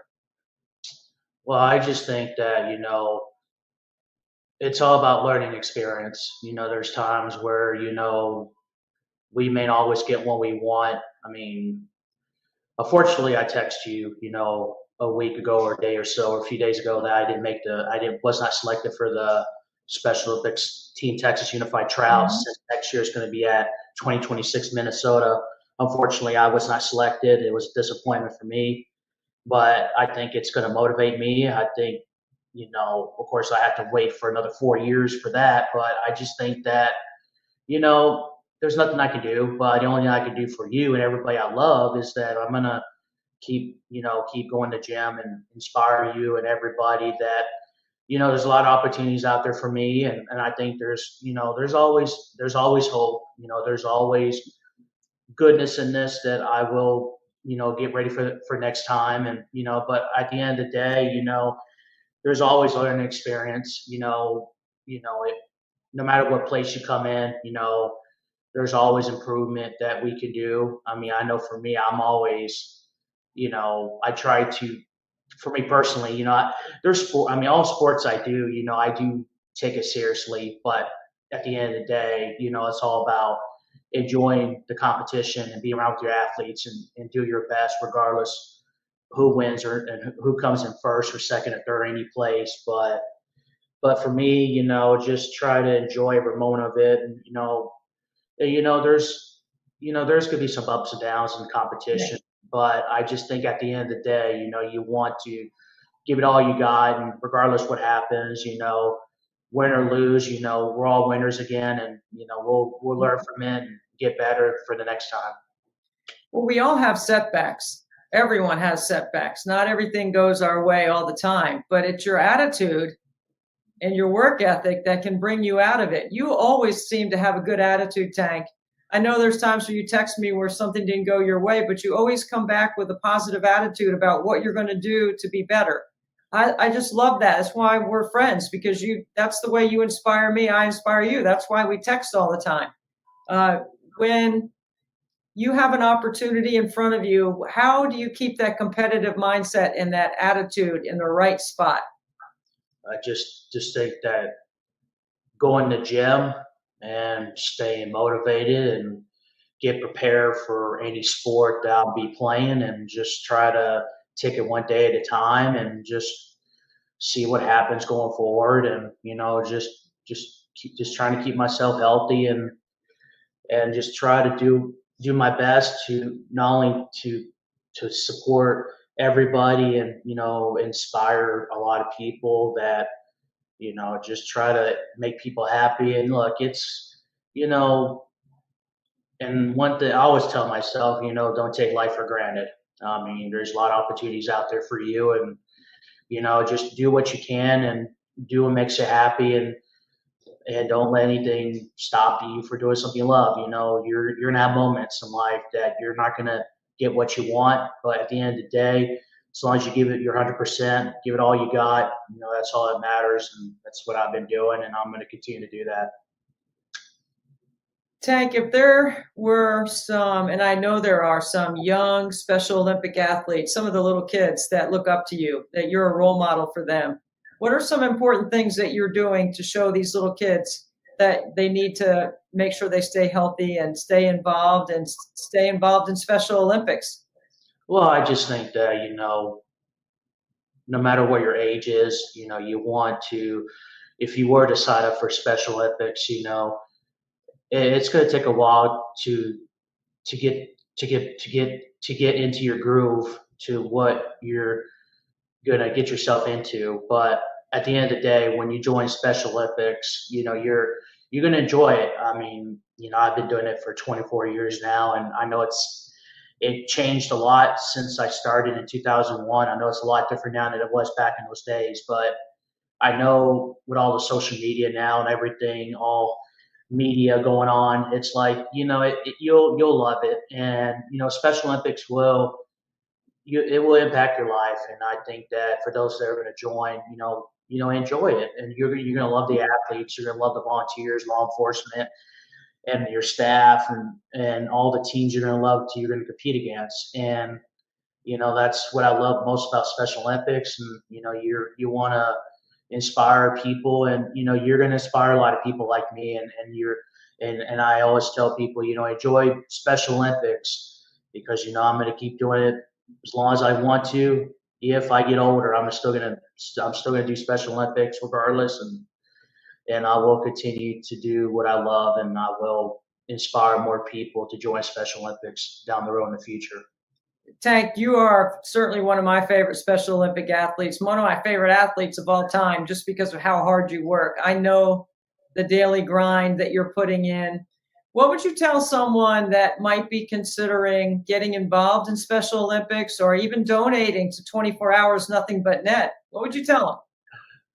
Well, I would tell everybody, look, we will love for those that are watching this to donate for us for Special Olympics and for 24-hour Nothing But Net for you as well. But you know, it's important for everybody around the world to help us donate Special Olympics because you know we love to do what we love to do. You know, we love the sports, we love to compete, and for me, I just enjoy being around the athletes I love, compete against everybody, and just you know, and at the end of the day, we're all winners, and we all appreciate for all to donate for us, and that's something I would love for y'all to do, and you know, and donate will be appreciated for us, and you know, it's going to impact Special Olympics will impact your life. I promise you that, and it will.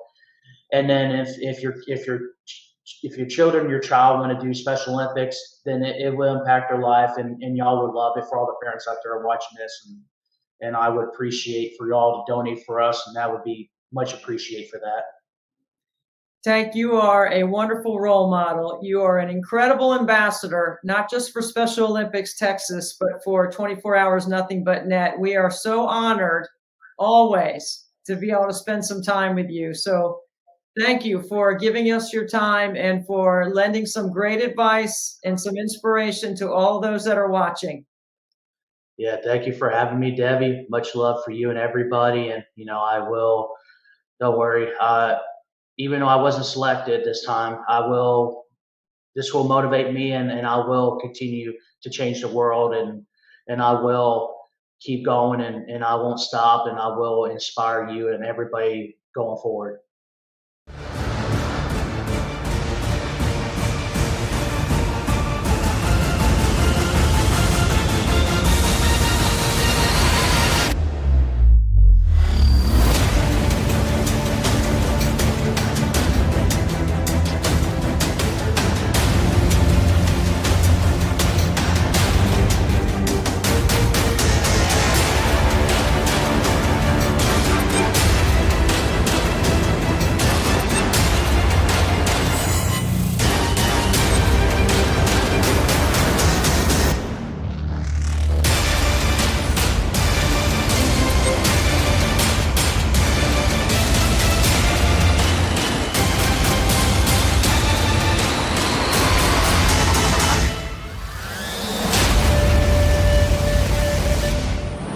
Join our program in women's basketball as we are supporting one of the largest organizations in the world, Special Olympics of North Carolina, raise money so they can continue to support a great cause. Our program in women's basketball are going to shoot free throws on the hour for 24 hours. Please go to the link and register and donate and support Special Olympics of North Carolina. Go Mountaineers, take the stairs.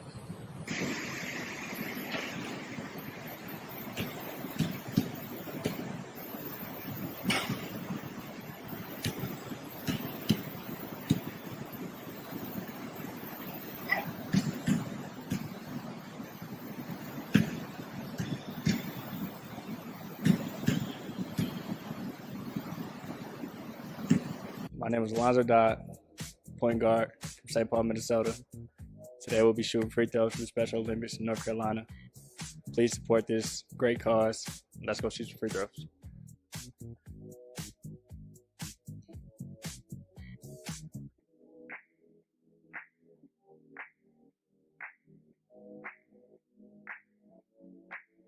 Hello, my name is TJ Huntley. I'm a forward here at App State. I'm from Huntersville, North Carolina. Today I'll be shooting some free throws for the Special Olympics in NC.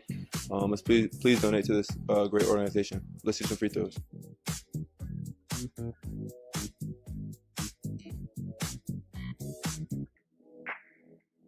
Hey, I'm Miles Tate, point guard from Spartanburg, South Carolina. And today I'll be shooting free throws to support the Special Olympics. Please consider donating to this great cause and take the stairs. Go Mountaineers. Now let's go shoot some free throws.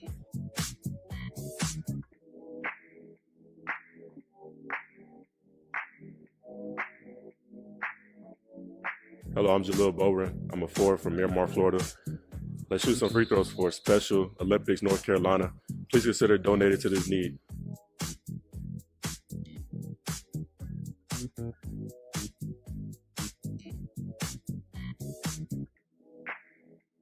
I'm Jackson Threadgill. I'm a guard from Concord, North Carolina. Today we're shooting free throws for Special Olympics North Carolina. We'd ask that you please consider donating to this cause. Now let's shoot some free throws.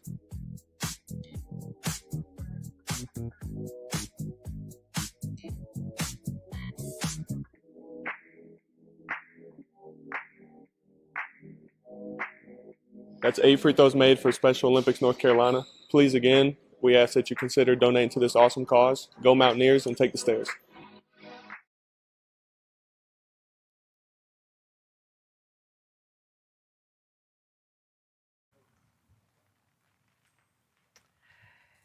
Well, we've got a little bit of rain, and it's not dampening our spirits at all. We're so excited that next up is my good friend, the head coach at Appalachian State, Dustin Kearns. You just saw Dustin and his team supporting Special Olympics by making some free throws and making a donation that went to North Carolina Special Olympics that was just under $3,000, but we count it under the umbrella of 24 Hours Nothing But Net. So we're trying to encourage other states, other teams to get involved and to make some free throws, which Dustin had a pretty good stroke, I have to admit. I know he was a shooter back in the day.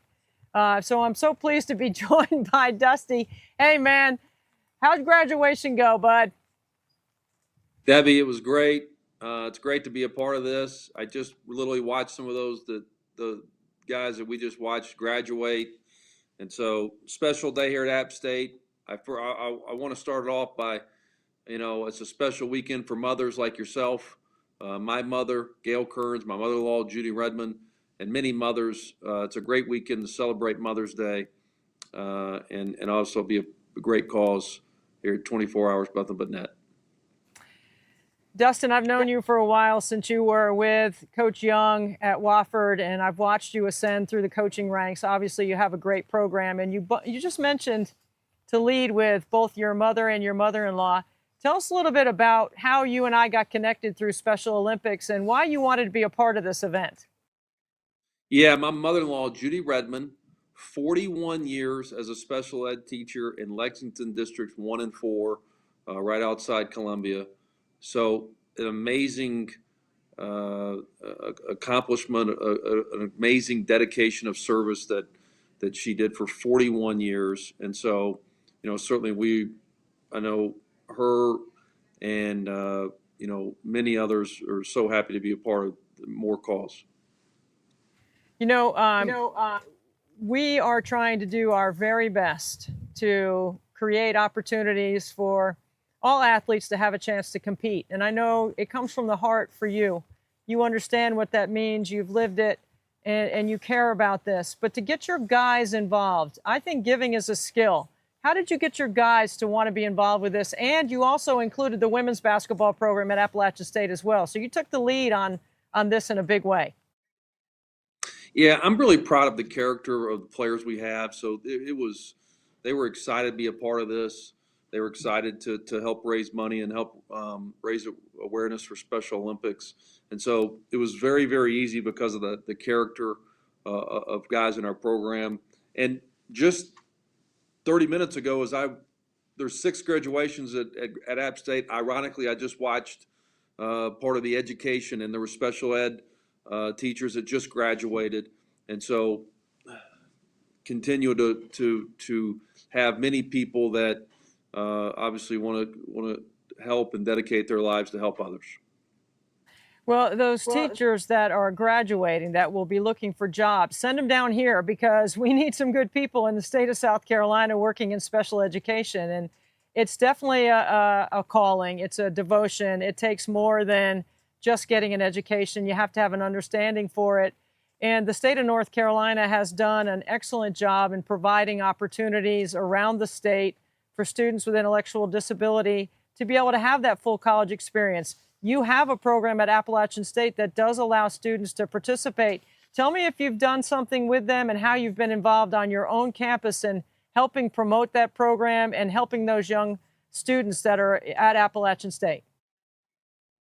Yeah, certainly we want to be engaged. We want to be engaged on campus and with students, and certainly the education department is certainly part of there's even a coaching minor there. But certainly, certainly the engagement that we have on campus with students and students with special needs is certainly, something that we aspire to do every single year. So, Dustin, I have used you and your name and your program as a pilot for trying to get others to get involved, to do something similar that you did. If there was another coach out there watching or somebody that was listening, what would you say to another coach or one of your peers about how easy it was to do what you did in support of Special Olympics and why to get involved?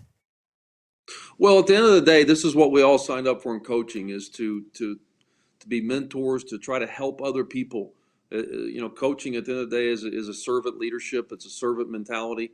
And so to try to help other people, it also gives great perspective to our players. I think that, our players, our student athletes at the collegiate level always need good perspective and reminders of just how, fortunate they are to play the game that they love at a high level. And so being a part of this gave them great perspective.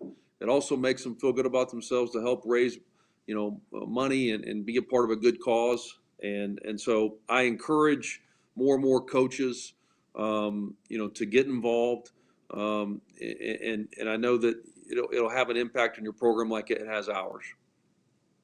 Well, we are so grateful on graduation Saturday at Appalachian State that you would take some time from your own family and the families of the young men that are graduating from your program to spend it with us and to share your philanthropic heart and why you understand what giving is all about. And I'm going to keep dropping your name, man, all over the place because you're a leader in this space for me and for my efforts around Special Olympics.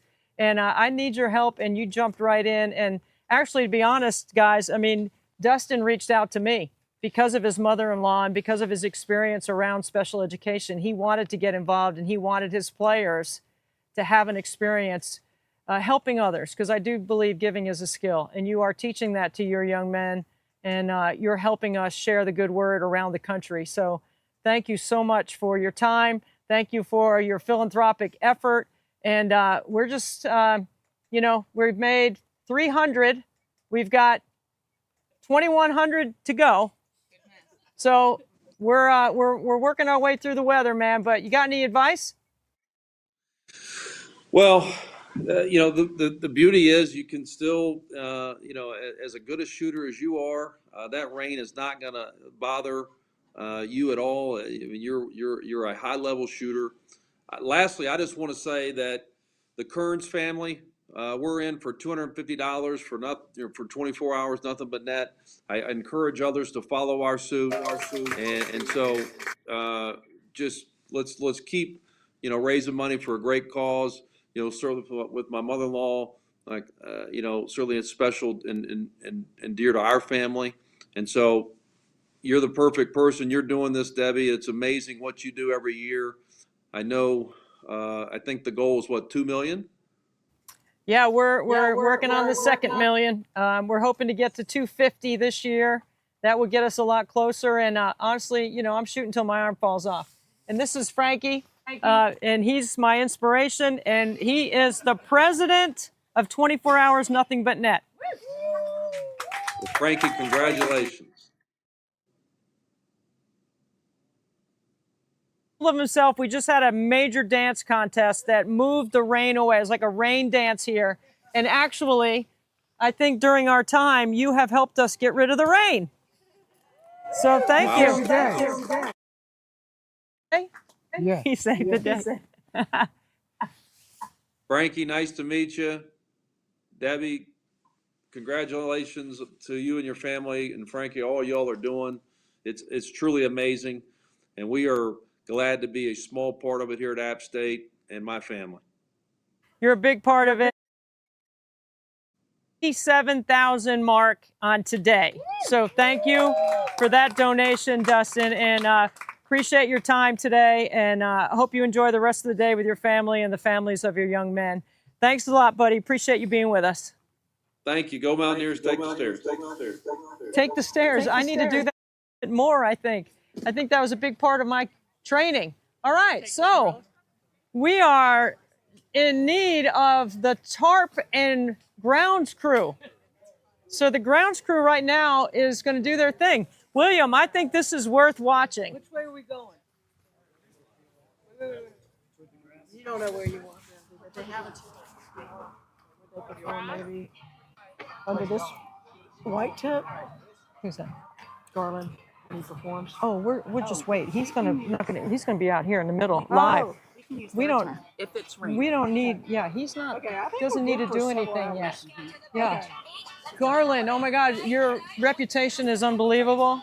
Thank you so much. Thank you for having me out for this. I really appreciate it. Thank you for doing this. What do you mean? Just we're going to be done with the rain for a while, and when we I just brought a tent too, so. yeah, well, we don't think you're going to need it because I think we're going to put you right here in the middle, Awesome. I'll find out and from that. we're gonna. So we're because the rain has held us back a little bit here because usually I shoot on the top of the hour. Sure. So we're. I was going to give you a hug. I'm coming in because I am your biggest fan at Bond Brothers and all through Carrie, and Oh, all yeah. my friends were watching you last night Awesome, and yeah. sending me pictures.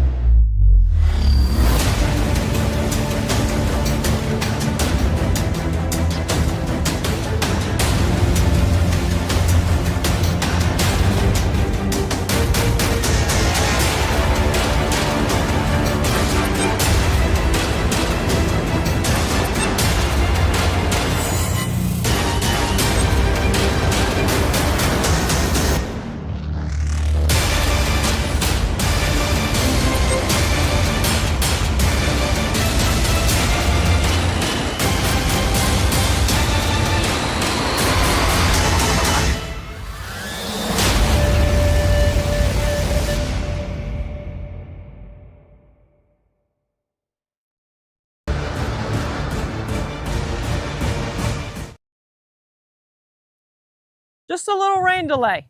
Now it is moved off. We had a little rain dance over here, and I think it really helped push the rain away. So we're a little behind schedule, but we're going to get back on schedule now. 3:40. So these are the 3 o'clock shots that are coming up. Okay? Sandy, you ready? You can start it. Okay, 3 o'clock shots. Hold on a second. Okay, that was back. It's back. Hold on. Let's see. Sandy's had a little trouble on the button today, but she's... Who ever needed Denise before? Poor Denise, she's not here, my sister. She's always here. She's not able to be here. Yeah, I'm ready. Okay.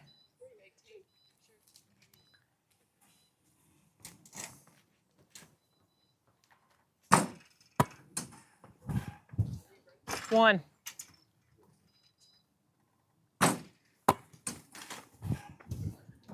Two.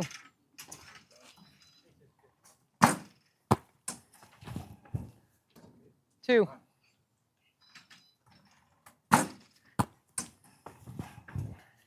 Three.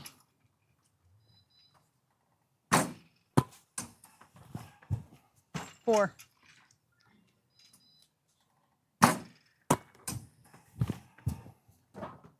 Five.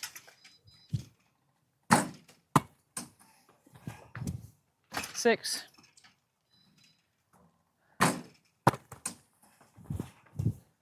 Seven.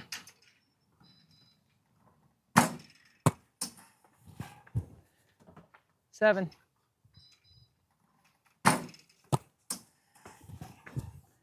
Eight.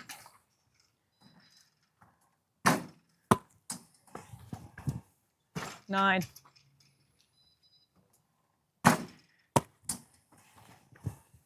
10.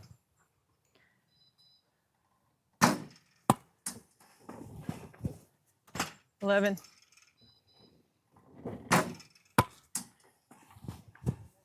12.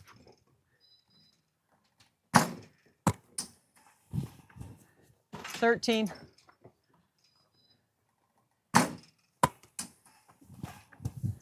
14.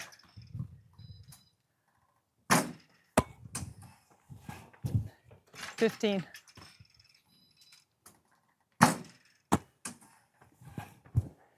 16.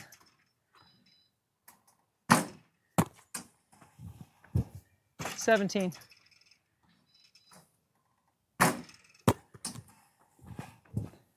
18.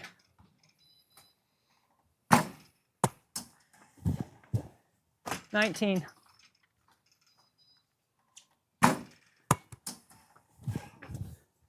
19.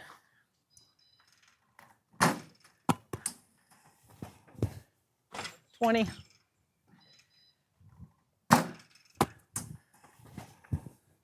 21.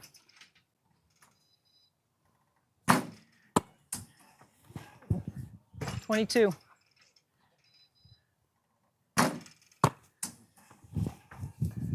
23.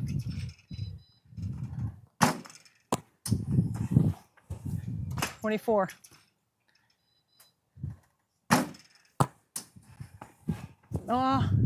25.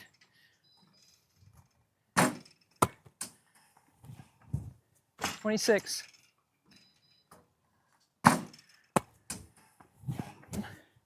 27.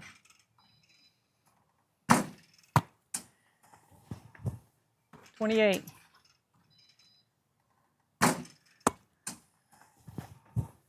29.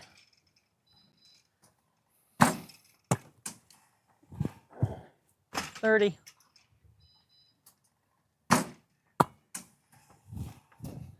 31.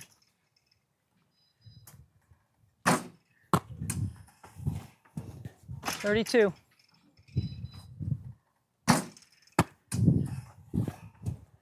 33.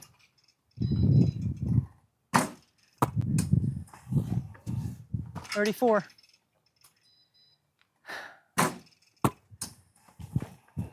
35. 36.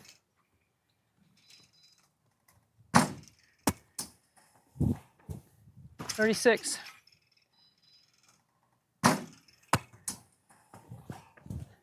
37.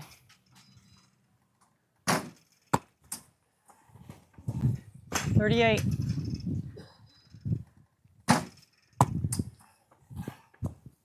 39.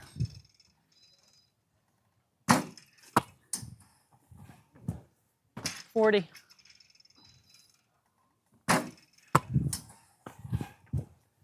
41.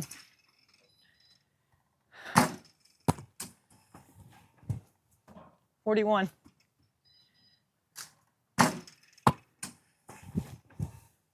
42.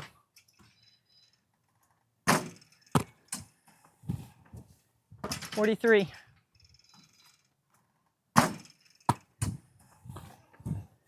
44.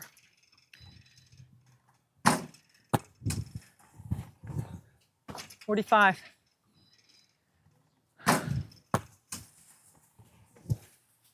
45.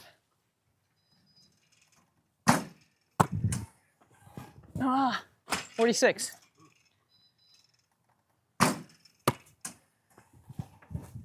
47.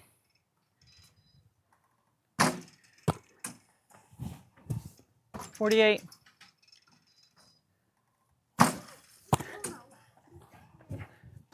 49.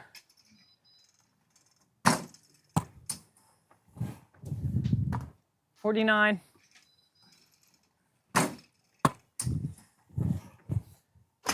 50.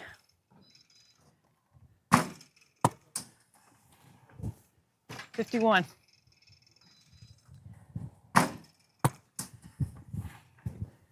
52.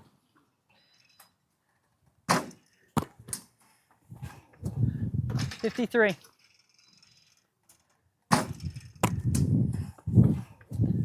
54.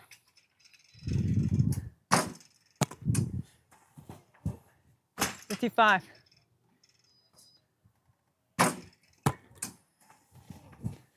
56.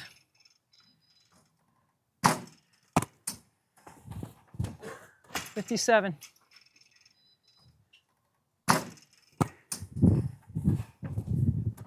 57. 58.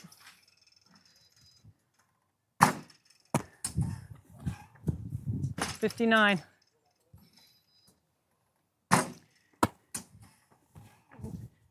60.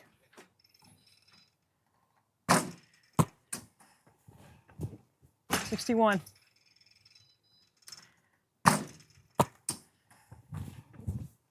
62.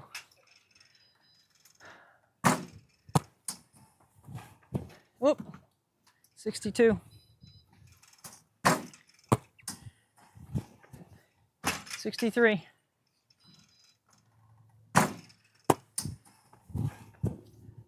64.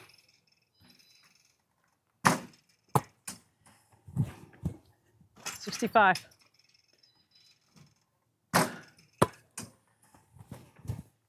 66.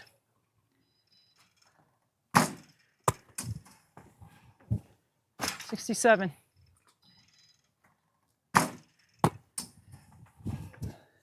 68.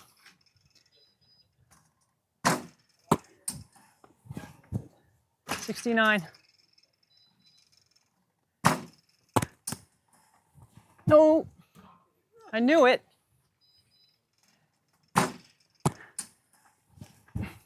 70.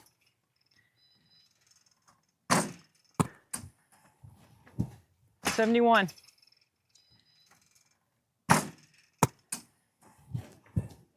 72.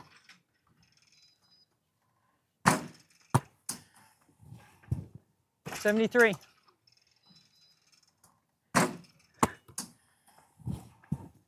74.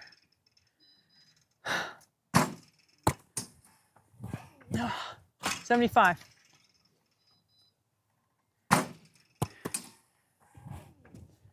76.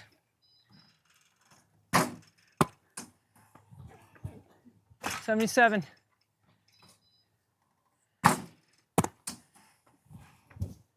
78.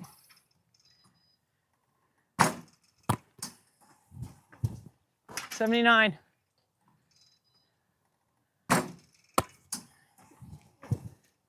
79.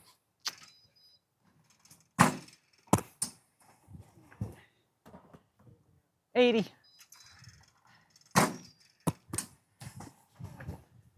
81.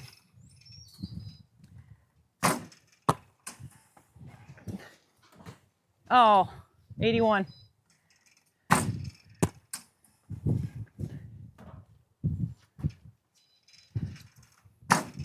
Come on, wind. 82.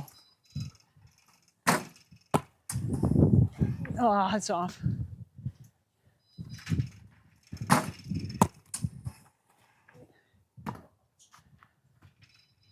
82. 83. 84.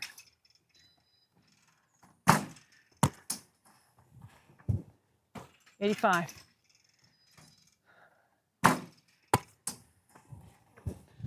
86.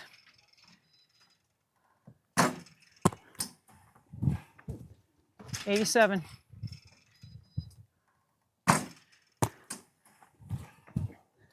88.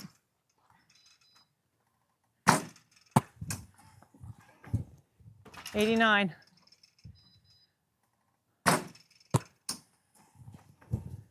90.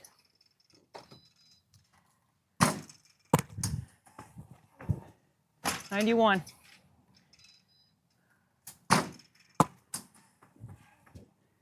92.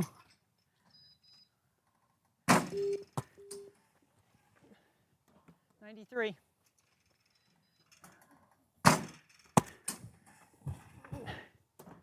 94.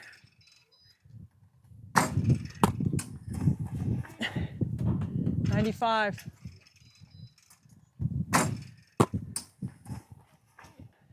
96.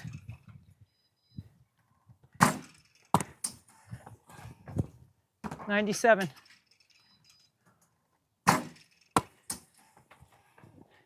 98.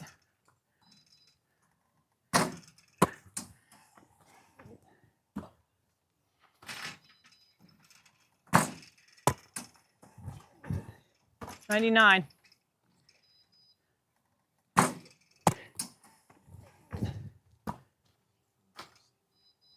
'Long.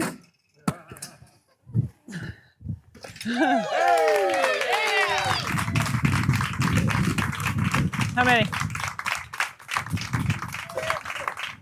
How many did I miss? I missed 16? Wait a second, y'all. Come on now. All we got to do is count how many we miss. Why did she say 13 and you... Come on, no, really, for real. This is a... Okay, 16. All right, so we didn't make that hour for the Gibbs Challenge, which is always disappointing for me. I think the wind gives you 4 extra. Yeah, no, I wish we got to keep this thing legit. Okay, so my buddy Daniel Chapman's coming up next. He is a marathon runner. He has run a marathon in all 50 states. If this doesn't inspire you, I don't know what will. Here's Daniel. My man, Daniel Chaplin. What's up, dude? Well, I recently completed a half marathon in all 50 states. Tell us about it. And I'm about to be inducted into the Guinness Book of World Records. Keep going. Last year, in October, I ran this Moldcalvo half marathon with a bunch of my friends from across the country, and the organization has been so supportive of me. You ran a marathon in all 50 states. Yes. What was the first state that you ran a marathon in? Alabama. And how old were you?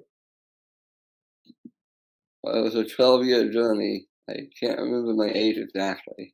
12-year journey. And then when did you run your last marathon? 2024. And where was that? St. Charles, Missouri. And how old are you now? 34 years old. Daniel, you are exactly who we're looking for on our live stream for 24 hours, nothing but net, to promote Special Olympics. Bud, I'm so proud of you. That's amazing. Thank you. How hard is it to run a marathon? Not easy. Tell me about your training. Well, I train 3 days a week, Tuesday, Thursday, and Saturday. Saturdays being my long one, Tuesdays and Thursdays being my short ones. When you say short run, how far? 3 miles. And then what's your long run? Between 6 and 7 or higher. Man, my feet are hurting just thinking about it. You should do it though. Yes, tell people how they should get involved in Special Olympics. Everyone can get involved. Everyone can be an athlete. Anyone who wants to be a part of something has a chance to be a part of something that is really important to them.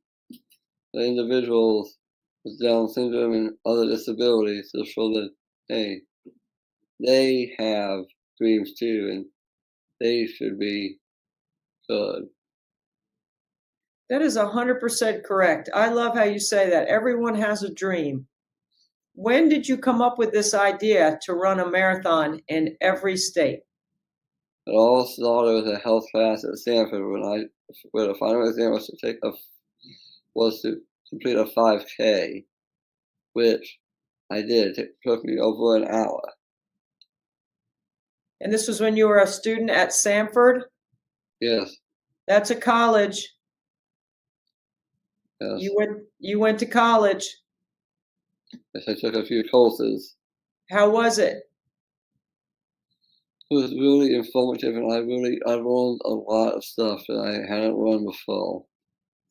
And you had to do the 5K for your class, so it was a grade.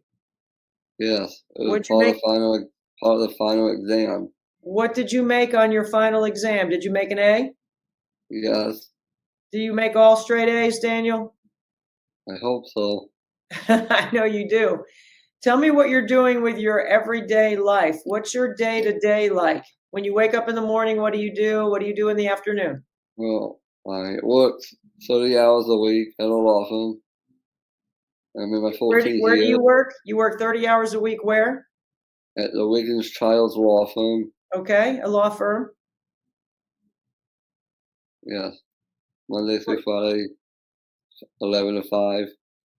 What do you do at the law firm? I'm the mailman. I pick up and deliver the mail. I scan and make copies, and I pick up and put away the dishes. Do you live at home? I live at home, yes. Okay. How do you get to work? My parents, All right. How's that going? great. Yep. And then what do you do for lunch? I bring lunch in from home. So you got a full day, man. You got a lot of activity around your day to day. Yes, I do. When do you get your workouts in? On Tuesdays and Thursdays and Saturdays. Are they in the afternoon after you're done working, or are they in the morning? Sometimes, mostly in the mornings. So you get up early? Yes, I can. But That's that was the interesting part in my early years. The very first half marathon I did was the Talladega half marathon. It took me more than 4 hours to complete, and I ended up sleeping for more than 18 hours. Yeah, you're going to need a lot of rest after that. Well, I feel the same way. My marathon is free throw shooting. And when I'm done shooting free throws, I'm pretty tired. You got to stay healthy. How do you stay healthy? What do you do to stay healthy? I exercise. And then what do you eat? Breakfast. Okay. What do you have for breakfast? Cheerios. Cheerios.